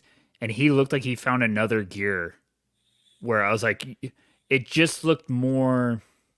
I hate saying this, but like it looked like he just had a fire lit under his ass. And I'm not saying that in a bad way, but he just looked very like aggressive with every movement and cut, especially with the ball in his hands, which I thought at Michigan, he would kind of lose a little bit of speed, but now it just looked like there was another gear unlocked. And man, you're right on with that. There's a lot of guys that know ceilings that love them. I love them. Albert had him top 5 and everyone gave him hell for a year. And Albert was just like, I don't care. And there you go, Albert. And I think that was one of the first texts I sent. Albert, he's cooking. And he's like, I love it. We got to give these guys time to figure it out. Yeah. And Jet has a lot of special tools, and I'm sure Pop's helped a lot this offseason. I saw a video someone posted of them working out in Brooklyn for Summer League, and I was like, that's all you need to tell. He's ready to roll. So he looked great. He looked fantastic. The playmaking was special, dude. The playmaking was eye-opening. Like eye-opening, just the feel plays he was making. And at that size, it's that same decision-making. We talked about that entire draft cycle. Is so much fun. You're going to get 2, 6, 8, 40% guys. Yeah. On the perimeter with Franz and Paulo. No. And then Anthony Black or Jalen Suggs. De Silva was drafted to replace Chet. So I'm kidding. We like to have fun here. I love it when you roughhouse. One of my favorite comments I've heard that cycle. I was like, well, yeah, hey, let's give up on a rookie after a year. Great job. Are we good? Anything else? I think we're good. That's all I got on the Magic. They're going to be fun. Orlando. I'm Hot not getting a take, they're Jet gonna be a jersey. top 4 seed in the East next year. I don't think that's a hot take. Okay, moving on to the Dallas Mavericks. No. This team was a disaster. Olivier Maxence Prosper, AJ Lawson. I wanted OMP to be better because I feel like there's a fun song working on, but no. Talk about being set up to fail. I thought the Mavs did a real disservice with how they constructed this team, and they just kind of phoned it in, it felt like. And it felt like they did a real disservice to Ajinça, like we talked about last episode, but even Omax, this one where they had no one to set him up for an easy look ever. He can't create on ball. He disappeared for a lot of games, and it sucks because that's not who he is as a player. He's a 3-and-D guy, physical, good team defender, and he wasn't allowed to show any of that because he was fighting for his life on the offensive end, and it was just a struggle. They were by far my least enjoyable watch of the entire summer league, just because I think it was such a poorly constructed and thought out roster. Yeah, it's the tough part when you try to develop those young guys. You also need to get them some pieces in summer league that can make their life a little easier. And I think you're spot on. That roster came out and talked about it in the rookie episode. But that roster came out and I was like, oh boy. I was like, oh, OMP. Okay. It's like, who else? Like they had Jamarian Sharp, but I was like, that's really digging right now. Huge. Holy He's crap. humongous. He had a couple plays that looked nice, and I was like, I would develop him. Yeah, there's some fun defensive stuff. There's some fun shit with that. He had the longest arms ever. I was like, I knew you were big, but my goodness.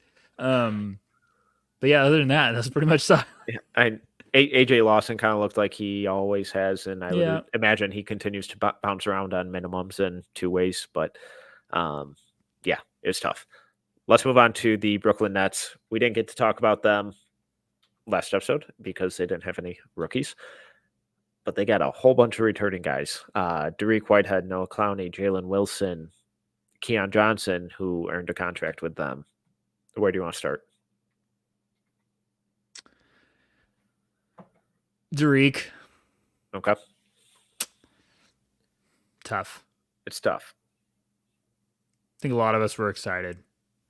Hopeful. Draft fans were excited just to be like, you gonna look healthy? Got our answer pretty quick.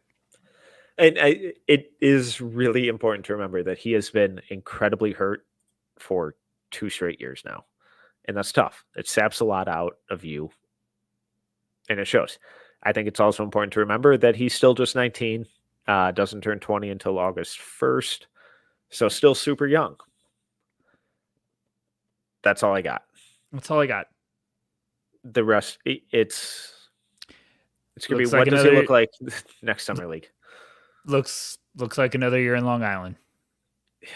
Yeah, it has to. You're hoping they got their picks back.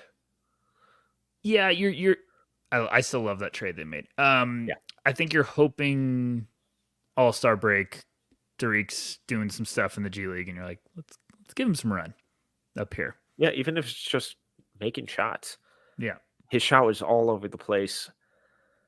He had a couple drives where I just was like, it's not there. No. The gear's not there right now. Looked like me trying to take it to the hoop. So he's been riddled with injuries, super young. Still rooting. Always rooting. Always rooting. Not giving up yet, but boy, does he have a hill to climb. Yeah. Noah Clowney. Better. Speaking of young. Very excited. Very excited for Noah. Still young. Still real young. I like what I saw.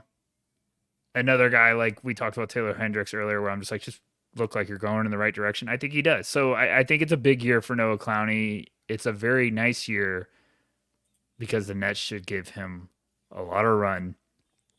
Still trying to figure out why they re-signed Nick Claxton, but hey, I get it. He's good. Yeah, because he's good, and you have to pay somebody. So I get that, and I think maybe Clowney is just you're still developing, and maybe you can down the road, move Claxton and hope Clowney's taking his spot with your picks coming in. I don't know, but I like where Clowney's heading. What about you? The rebounding, the defense, I thought were really good. It's just the offense was all over the place. Yeah. And he's got to be a pick and pop type guy, spot up guy, and the shots just doesn't seem to be there yet. He needs to watch Al Horford film. Yeah. Yes. So if he can develop that level of shooter, I think the defense and rebounding is really, really trending in the right direction. And he just turned 20 on July 14th. So 11 days ago. Baby. Super young. Encouraging. I wouldn't. I'd keep expectations very low for him next year, but this felt like a step in the right direction. We're doing the chart right now. It's going to be 1, 2, 3. So we start at bummed for Derek, encouraging Noah. I'm very excited for Jalen Wilson. Okay, I'm very excited. Why are you not excited? I am. He was very good. He was excellent. You know what it was? I'm just so tired of you guys making me second guess stuff because I love Jalen Wilson. I never got it. I think you liked him too. The first year, the group pushed it so hard. Not going to drop names, but there's people just being like, I was like, I like this dude. He can play. He knows how to play. He's a bucket. Certain podcast that typically airs the day before ours. And I love him so much. Yeah, screw you, Corey. No, he just Corey had right his reservations. Will be, do it in the league. Yeah, he had right reservations, and I get it. And my rebuttal will be you're a Bulls fan. But I just think it's happy learn how to putt. Jalen Wilson, if he's shooting threes and doing this, dude's gonna play for a long time. He can just battle, and I think he looked awesome. I just don't get why did he win Summer League MVP and he's on the second team all Summer League? Because it's Summer League awards. Who cares? I care. We need answers. I think you look great, Metcalf. I think he needs to be playing. Yeah, you need to play and see if this is legit this year. And because they have their pick, so who cares? Like you're not gonna be good. No, I'm just saying you might have something. Yeah. I'm not saying he's going to be a star, but you might be having a nice piece of the puzzle. Finally, I want to give some love to Keon Johnson. Yeah. I thought he looked really good. He's trending more towards being more of a point guard. I thought the playmaking looked better. The scoring was inconsistent, but better. Just more in control. And that's what we're talking about with so many of these guys, especially when they're really young and bounce around early in their career. Is the game slowing down for you? Are you becoming more comfortable? And I think he definitely fell into that bucket. So it was good to see him sign with them. I was encouraged with that or with his performance. And I thought even going back to the end of this last regular season, I thought he was really trending in the right direction those last couple months as well. So he's perfect. For a team like Brooklyn, it's a very smart move. Hey, let's get an extended look at him. Do you know how, without looking, do you know how old he is? Probably 22. Oh, yeah, he's 22. I thought he was like 24, and I looked and I said, 22? No, he was turns 23 in March. Springer.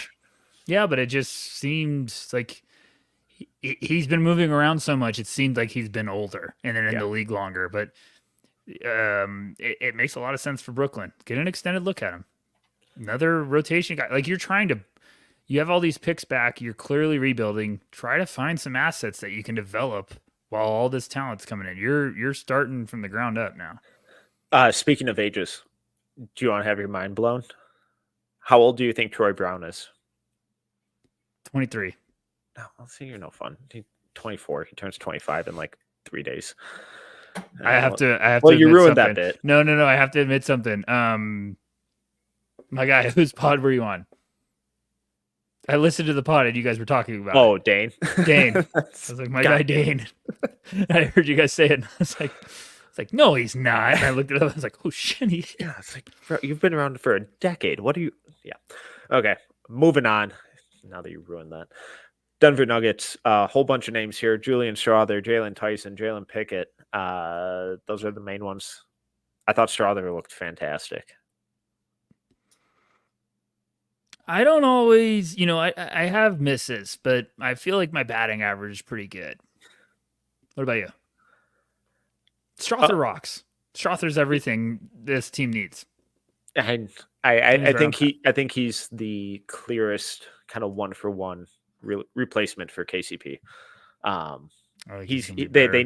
They need someone from this group to take that leap and take over those minutes. I'm assuming Christian Brown will probably slide into the starting lineup off the bat, but his shooting is phenomenal, and he was really aggressive getting downhill. The finishing still needs some work, but I like the process. I like the approach.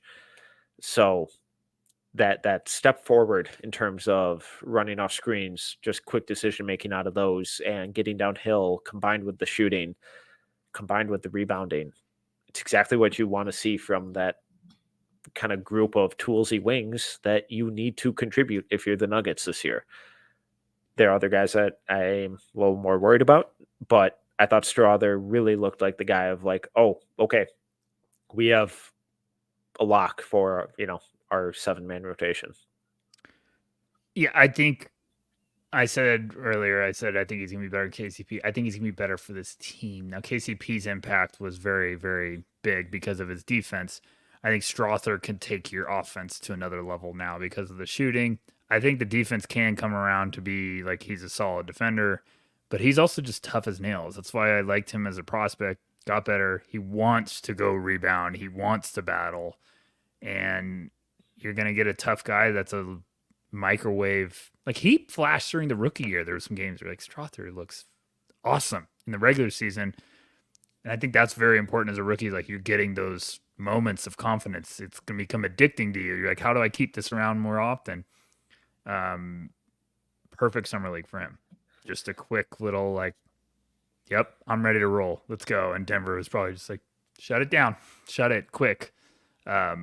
I love it. I think he's going to be very, very important for them. Tyson was lethal spotting up. That's kind of all I got from him. So there wasn't much else there for me to get really excited about, or really kind of show how he breaks into this rotation and makes an impact. I wanted a little more. He can shoot. I just wanted a little more. Then unfortunately, I thought Pickett was awful. Not crossing the picket line. I save that joke for August. That was about as good as his play. Gonna run the picket fence. No, it was. I get it. Yeah, they made a kind of a big bet on him. What was he, top 35? Big pick. Top 30. Was he 32? 34? Something like that. 35? It was very early second round. Checking. But I believe he got a guaranteed contract. He was rough. I know he has some fans. I never really got it. He just didn't do anything. 32. Nice call. Was he? They went Strother, Pickett, Tyson. Does that sound right? I think so. Yeah, I think they were so pumped out of their mind that they got Strother that they might have been taking shots in the war room and just said, Pickett, we need a guard, bigger. Let's do it. Yeah, I don't know. It's tough. I got nothing. I know one thing. They just drafted or they just got an undrafted guy that does a lot of similar things. I would play Trey over him in a heartbeat. Yeah, I get it. They looked like completely different players, which is, I think, very concerning. Yeah. The Indiana Pacers, Jarris Walker, stud. Ben Shepherd, okay. The Kendall Brown, okay. Jarris is the storyline here for me, though.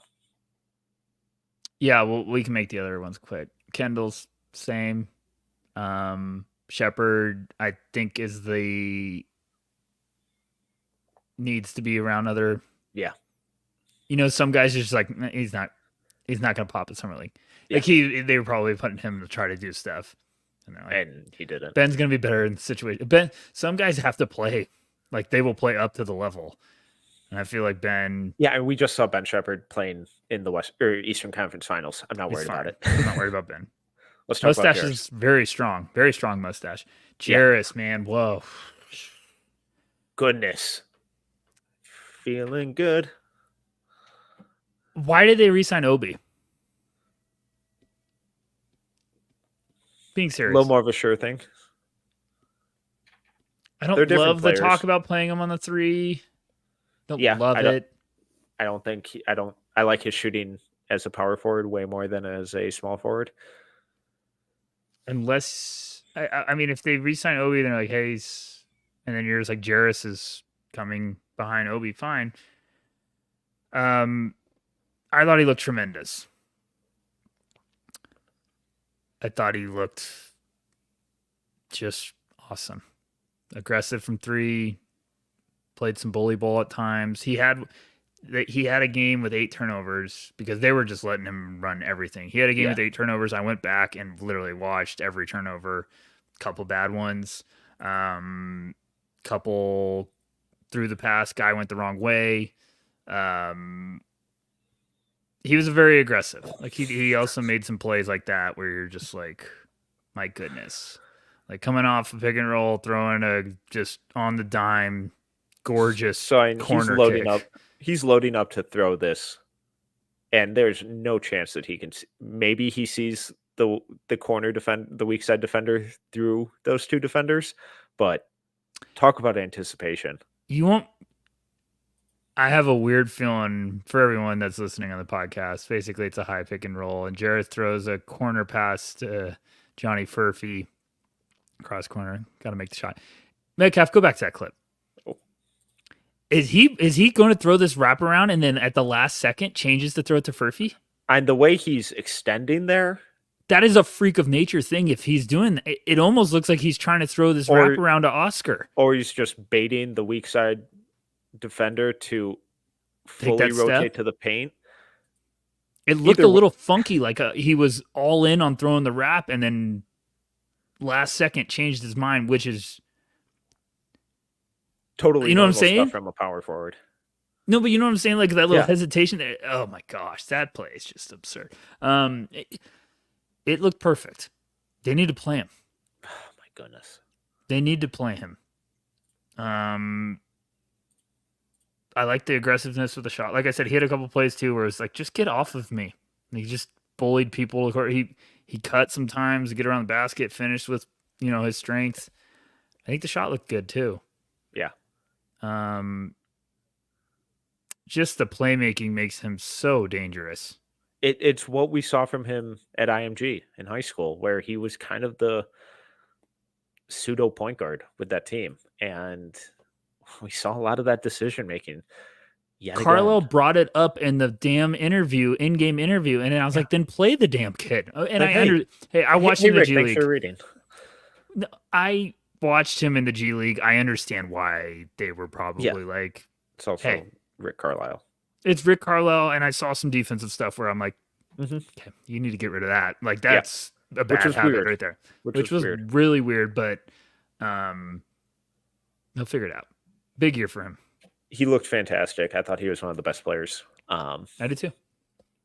Inconsistent, erratic, sure. But when you think about who he's historically been as a player and what they were asking him to do, they really forced him outside of his comfort zone.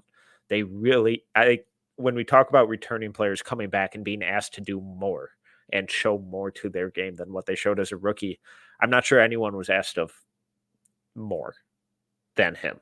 And I think he delivered. That's a really good point. It's a really good point. Really impressive stuff from him. Let's move on to the New Orleans Pelicans. Jordan Hawkins, biggest name for me, and Carlo Makovich as well. Carlo had some flashes. Looked pretty fun. Let's stick on Carlo for a second because I believe he signed a full a guarantee contract with them. Starting at center. So I believe he's coming over. That was going to be my follow-up. We talked about he signed a 3-year, $4.9 million contract. We talked about us not being super enthused with Missy as their day one starter. Would it be shocking if Carlo Makovich walks out opening night and is jumping tip for them. Dude's athletic too. He's got hops. I don't know what they're doing. I don't know. Like, He's I would fun. be calling He's really Portland fun. for not Ayton. I'd be calling to see if I could get Rob. Just get me Rob for a little bit. Let him groom and Missy. Zion would have so much fun on the injured list. No, I'm serious. You get him like Missy, Rob, like you got to get something like that. Yeah. The problem is they're gonna wait 2 months and then be like, what do we do? Portland's gonna be like, hey, Dave, how's it going? Here, the weather's beautiful this time of the year. I don't know. I like Carlo though. He looked very good. He's always had some skill, very intriguing, and he was stretching the floor. He was dropping dimes. wouldn't Really shock me. athletic. He was fun. He was really fun, and he was kind of one of those sneaky second round flyers stashes. I think it was last year. He's mega. Yeah, he was mega with. I remember. Yeah, and he was a late riser and a stash pick I think it was last year, and I thought he popped. I thought he was really good. How that translates to the regular season, who knows? A lot of it, if you're like, feels like a flash in the pan, I get it, but boy, what a flash! I don't know if it is a flash. I think it's good insurance right now. It wasn't totally dissimilar to what we saw from him during his draft process. So hopefully it's him building on stuff. It'd be a huge, huge revelation for them if he can actually give them legitimate minutes next year, because he's strong, he's physical, he's a good athlete, he's versatile on offense. I think there's some really fun stuff. I think there's a lot of upside there. It's worth a look. Where the floor is, that's a different conversation. But it's worth a look right now with the options you have. You might as well give it a look. Exactly. He's got the tools to be a nice piece. And if Missy doesn't work, you're going to be looking around like, what do we do? Let's talk about Jordan Hawkins. Similar to Jarris, he was asked to do a lot outside of his comfort zone. I thought he really, really struggled. Yeah, he didn't look great. That kind of bummed me out because I was a big Jordan fan. It felt like everything on ball was a struggle. Which I get, because that's the one where you're like, okay, is it just the game isn't developing, or is it just like they're asking him to work on probably not his strengths? You know what I'm trying to say? Like, they're really being like, we're going to do as many on-ball reps as possible. And I always think Jordan's going to be your JJ Redick shooter that you're just trying to create for stuff. And I understand if you're trying to develop them, but that's also where I think it's like we just talked about with Keon Ellis, is like, eventually I'd like you to flip that switch and be like, now let's inject some confidence quickly. But I didn't love their roster. No. So I think he just kind of was like, go deal with it. Yeah, it was a bummer. Let's move on to the Detroit Pistons. Marcus Sasser, Wendell Moore were kind of the only names. I think Moore might be it for him. Sasser just looks solid across the board. I like Sasser. Solid. Excited to see them actually. They're going to be fun because I think JB is going to get a lot out of them. I don't know what Monty was doing last year. Apparently neither did Detroit. You have Killian Hayes. I believe recently signed Brooklyn Nets Killian Hayes. Yes. The French Revolution. Keep it short. Just keep cooking. That's I love you, Pistons fans. We talked about your rookies a lot. Yeah. Go. Toronto Raptors. Grady Dick, I thought, was very good in their first game. Yeah. The shot wasn't falling, but I thought he showed more in defense and especially attacking closeouts. That ability to get downhill, leverage his shooting gravity to be a creator off ball, whether it's for himself getting to the rim or even kind of parlaying that into kickouts and dump offs to teammates. I thought that was a really, really important kind of development in his offense. I like what I saw from Grady. I think that's another guy took a step. He's going to be fine. I'm not worried about Grady Dick. He's going to be a guy that figures it out and plays for a very long time in this league and had a great end of the year last year. I think Summer League, that first game, I'm right there with you. Showed me some good stuff. Those shooters that the shot doesn't fall right away at Summer League, I'm not worried about the shot coming around. No, so. It's what else are you doing? Yes. And he was doing a lot. Also, Javon Freeman-Liberty. That dude's just a bucket. God, he's fun. I always like him. I've always liked so him. much fun at DePaul, and then I think just 1 or maybe 2 years at Kansas. But he was getting buckets last year too. Kansas, was he? He transferred to Kansas for at least a year. He wasn't. Okay. Everyone's favorite segment where I Google stuff. I know for sure he definitely was. No, he wasn't. He wasn't. What the? Yeah. Who am I thinking of? Yeah. Who am I thinking of? We'll keep score. Oh, okay. Well, yeah, it's okay. It's okay. You've cut it to a 50-point deficit. Yeah, not true. But whatever helps you sleep at night. Anyways, moving on. God, that was a fun segment, though. Dog with a bone on this one. All right. The Houston Rockets. Cam Whitmore's good. Whitmore looked really good. There was one game where he just could not make a shot. And we saw that from him last year, too. But the cutting, the off-ball movement, the transition stuff, he's just an athletic freak. It was what we talked about on the previous show. He had the clear game of get the hell out of my way. Like, just, you don't belong here. Yeah. I'm stronger and he than was you playing and like, physical. Why am I here? Yeah. Let me go home. No, he looked good. He's going to be fine. Fantastic. And he just, him playing off of Reed already felt super comfortable and just second nature. So, yeah, he looked like he was having a lot of fun playing with Reed. For year 2 and I liked what I saw from AJ Griffin. I think we're starting from ground one now. I think we're building back up. Yeah. He had a couple plays where it just looked like the confidence was cooking a little bit. He had that one tip dunk where I was like, AJ, I haven't seen you jump like that in a minute. Like, I was just like, okay, so get some life back in those legs, get some juice going. It's just tough needs to be a shooter. Exactly. It's almost like the opposite of it's just what we talked about with Grady, where it's like, what do you do when you're not making shots? And he still hasn't consistently figured that out. Yeah. Also, I just want to give a shout out to Nate Williams. I thought he looked really good. I don't know what he is in the league, but he was fun. And I think he deserves a 2-way or some sort of G League contract at least out of it. But he got to the rim whenever he wanted. Shot was kind of funky, but went in more than it didn't. At rim finishing, defense, slashing.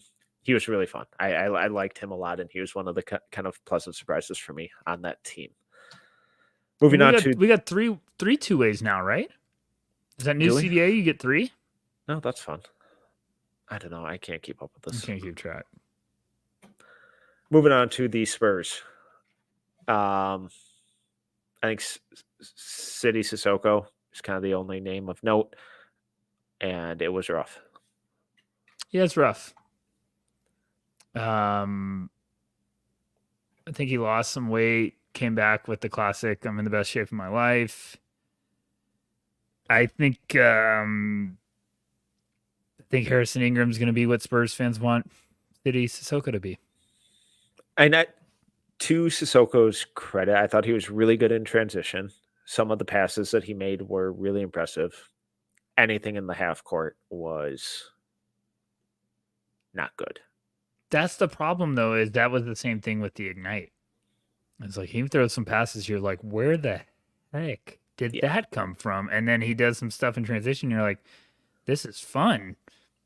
Then you just don't see it for a while. Like, it's so just a flash guy. Unfortunately. The Phoenix Suns, not a whole lot here to get super pumped about. I thought Michael DeVoe, former Georgia Tech, dynamic point guard, scoring guard, shooting guard, whatever you want to classify him as. I thought he was fun. He had a couple really good games scoring and playmaking. Who knows on that team? I think they could, if he made it as a two-way on that team, as a third option point guard, it wouldn't totally shock me. I wouldn't hate it.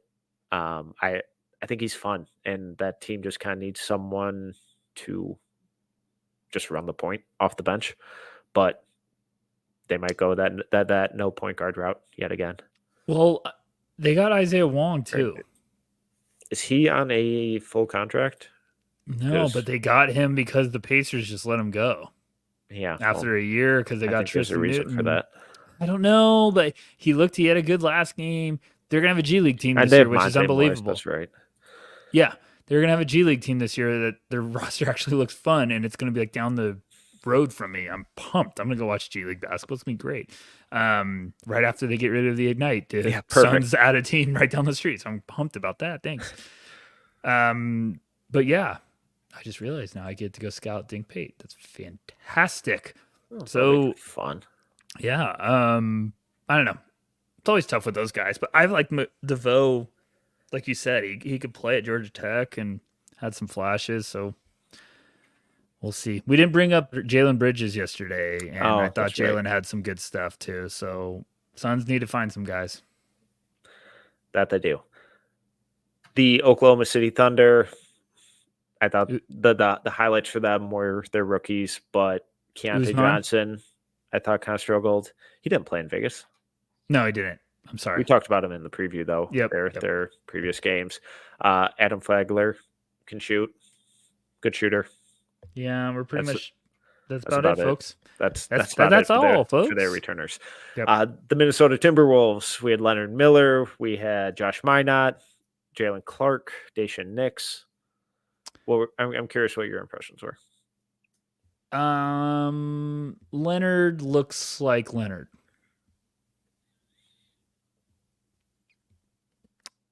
I still just think you're kind of waiting for another level before we're getting serious of the... He's not ready to play NBA minutes. He needs that one more level. If he finds that, if he unlocks that next path, it's the boss levels. You got to get past level 2 to get to the level 3.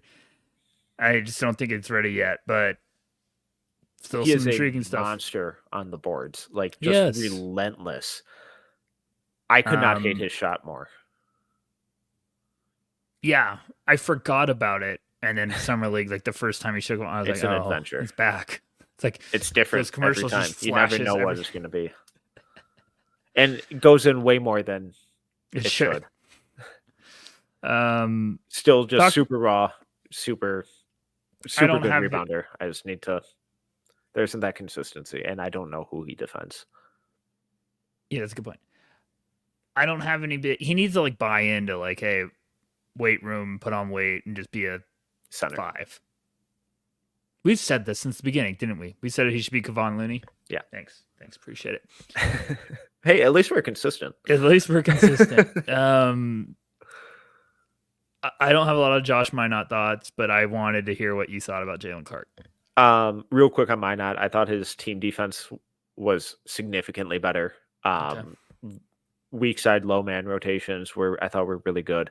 The offense is just all over the place, and if you can't knock down a corner 3 reliably, I don't see how he gets minutes, and that's really going to piss him off because he wants to play.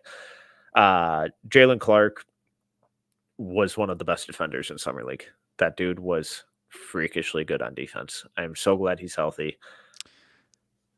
Did he have I just got your battery's about to go out. Keep going. But there was one game, I think against the Pacers, he had 6 or 7 steals in it, knocked down a corner 3, was really good in transition, some passing flashes. He just can't shoot right now. So if he gets minutes, it's going to be purely because of the defense in the middle of the season when things are kind of a slog and they're just looking for guys to fill minutes. Maybe someone gets hurt and they need some defensive insulation around Rob Dillingham and Mike Conley. Clark might be kind of a fun potential pairing with those guys. The shot's just so far off and needs so much work. We knew this coming out of UCLA. It's nothing new. So hopefully he kind of figures it out. But defensively, I thought he was incredibly fun. Did he have one of the famous box scores of like, feel like I looked up once a point and it was just like Jalen had like 6 steals. Like, Yeah. like 2 points or something and like 6 steals. And I was just like, there he is. Did he look to you just as bouncy as before? Sorry, I got I thought my computer was charging the whole time for everyone listening that can't see what I was just dealing with. And then it just gave me your computer's about to close. Die. Why? Because we've been doing this for 8 hours. We've never done a back-to-back 2-hour episode. This is a big deal, folks. We get people write stories about this. They do documentaries about this. Yeah, against the Pacers, he was 4 or 5.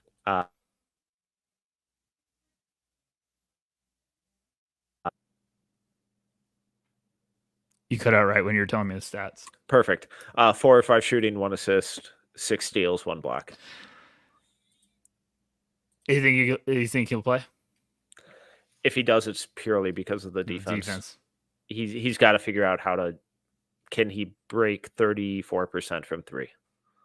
If he does, then I think he can get some minutes. But I think he's more of a long-term thinking because this is going to be Nickeil Alexander-Walker's last year with them because he's making $4 million and he's going to get paid so much more than that somewhere else. And they're going to have to figure out how to replace him in the rotation. He's been crucial for them, but he's also figured out how to shoot.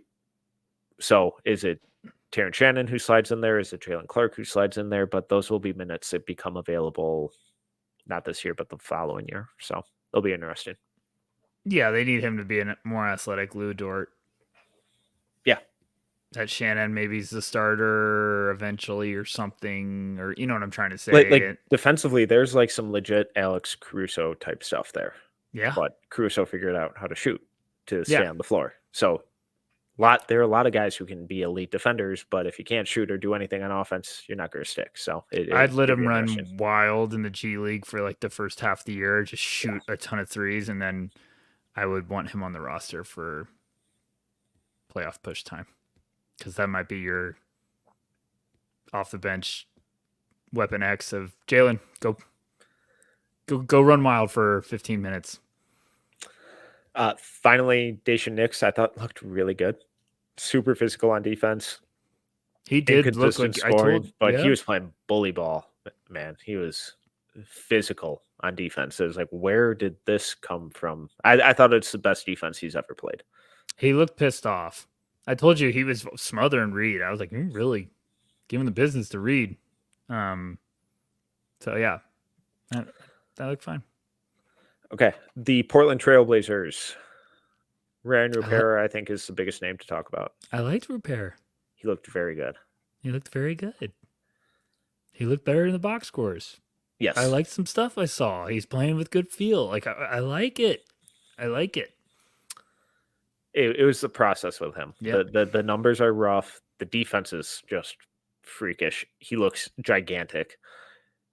And when those shots fall, it's really nice. And some of the off-ball activity, the cutting, the offensive rebounding is really impactful. He was running pick and rolls with Donovan Clingan, and I was like, these are the 2 biggest, longest humans. What do you do there? Chris Murray, defense and rebounding was solid. He can't shoot. Why can't he shoot? It pisses me off. He's never been able to shoot. He shot fine at Iowa. For what, 1 year? Metcalf, there's a difference. We saw him in person. He had shots with 10 people. Like people weren't 10 feet close to him, and he couldn't make. And I was like, this dude could shoot a little bit. When Scoot should have had 18 assists that game if he could make a corner 3. I don't get it. It just shocked me. Anyone else?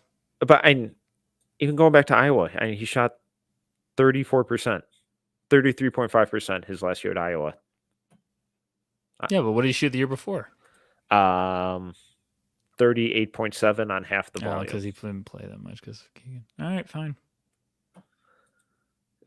It's annoying because if I at least thought he was going to get to 35%.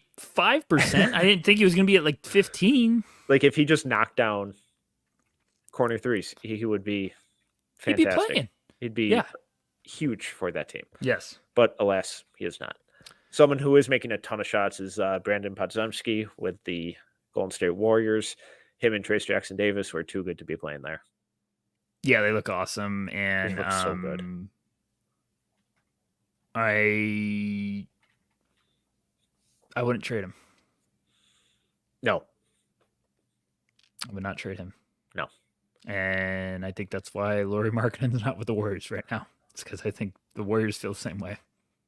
Yeah, and he just, similar to what we were talking about with Jaquez, he just plays at a different speed than everyone else out there, and across the board impacts the game at a different level.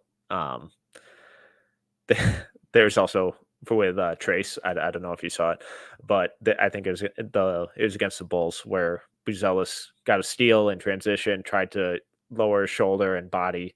Trace didn't move him at all, and Trace sent his shot attempt into like the fifth row and just like looked disgusted that Modest would even try that on him. I love that. It was very fun. I think he's gonna have a big step forward. I think he's gonna be really important for them. I think he's gonna be really important for them this year, and just a nasty passer too. So it's gonna be really fun. I think it's gonna slowly start passing the torch this year. Yeah, slow, and I'm not talking about Wardell, Steph Curry. Let's calm down. But I'm just saying it seems like it's a little bit of a movement. Agreed. So, okay, let's wrap it up with the Washington Wizards. The highlights were their rookies. It's just Johnny Davis. I didn't even see it coming.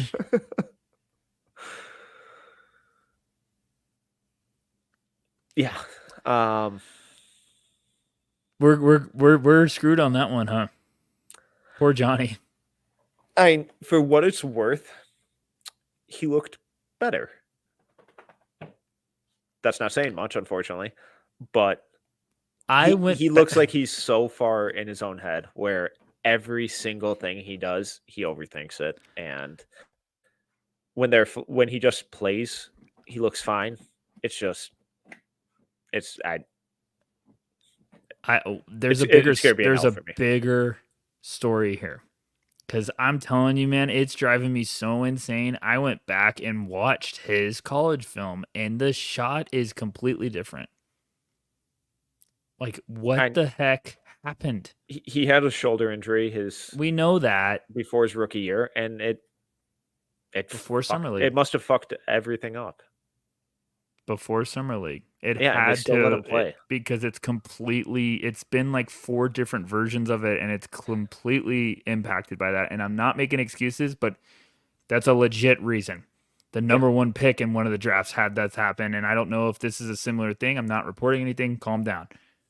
I just know there was an injury, and it seems like something that's connected there.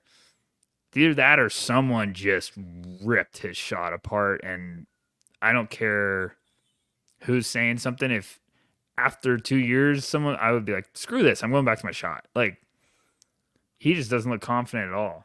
No. Dude could play. Like, I'm going to find out what happened. I thought the defense and rebounding were solid. I thought he made some nice passes. He was active. He was physical. But the second it came to him potentially scoring in any area of the floor, he just tenses up and gets it in his own head and overthinks it all. And it just sucks. It was never that way. He was always at Wisconsin just assertive, confident. Like, if that player would have been a stud. Mm-hmm. I just like I don't care. I'm gonna find out what happened. It's top 5 on my list for NBA intel. I'm getting Johnny Davis. What happened? It sucks. It sucks. Anyone else? No, we can't end on that note. No, and we're not going to, because we're picking all vet summer league teams yet again. We did this with the rookies. It was fun. This is based purely on their summer league play. This is not really projecting. Crazy. This is not based on their rookie year. This is not based on long-term potential. This is based solely on who showed up in summer league. So, Rucker, I will give you the first pick. No, I got it last night. You can get it. You go. I'm gonna take Jarris. Oh, interesting. Okay. I'm gonna take Jaime Jaquez. I'm gonna take.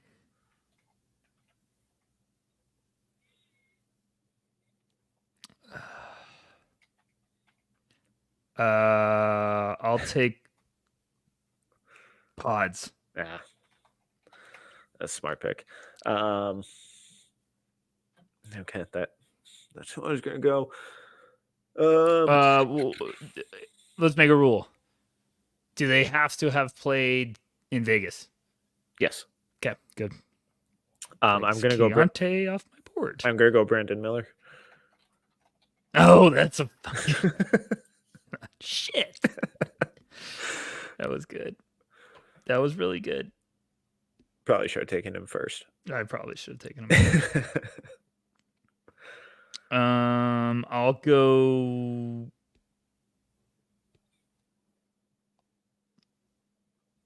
I'll go Jet.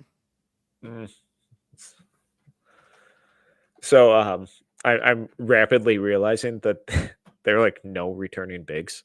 I know. I realized that too. So I'm telling myself right now, like I'm gonna get shooting. So there are like two names that I'd be okay with, and I don't think you're gonna take both. Okay.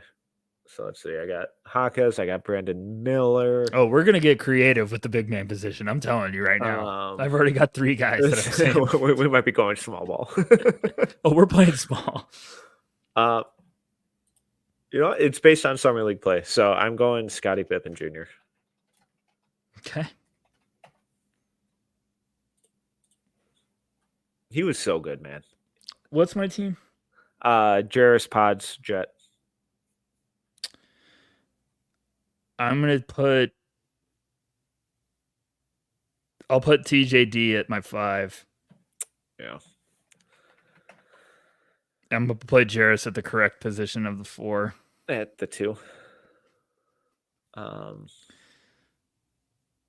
Okay, no. So I got point. I got a couple wings. Let's see. I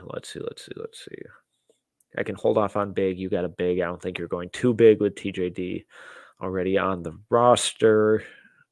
No. This thinned out pretty quickly. Oh, I'll go Jalen Wilson. That's a good pick. I'm gonna go. Is this my last pick?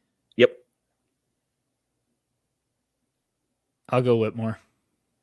No, that's what I should. What am I doing? Whitmore was my last pick. Oh, He'll be able to battle with Brandon. That's a good one. That was a mental blunder. I was gonna take somebody else, but I don't like this. Was way more fun because there's a lot of names I'm looking at right now where I'm like, oh, I could have gone that route. All right, I need a big. I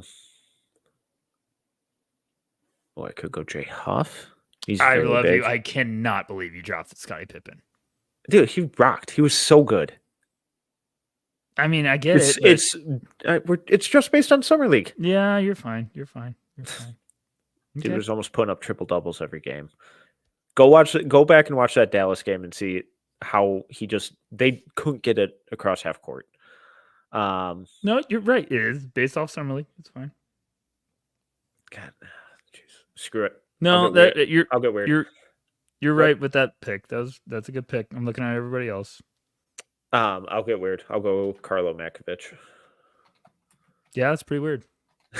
Stretch the floor, have some fun. Why not? All right. Any other thoughts? We good? No, I'm fantastic. Thanks for the last 2 nights. All right. Thanks for everyone hanging out. Back-to-back marathon sessions of this. If you're watching on YouTube, you're a psycho. We love you. This was a lot of fun. Summer League was a blast. A lot of really good and really awful basketball. Very excited for training camp. Very excited for the Olympics. We'll have stuff on the Olympics, probably stuff on next year's prospects coming. Maxwell has a ton of no stone unturned content in the pipeline coming up. It's really he has some really fun names. So make sure to keep an eye out on that. We also have a couple new additions to the No Ceilings family. Keep an eye out for their work coming soon and some official announcements with that as well. But we love you all. This was a blast as always. He is Tyler Rucker. You can follow him at Tyler_Rucker. I'm Tyler Metcalf. You can follow me at TMetcalf11. If you enjoyed this episode, please make sure to subscribe, leave a review, and a 5-star rating. Till next time, see ya.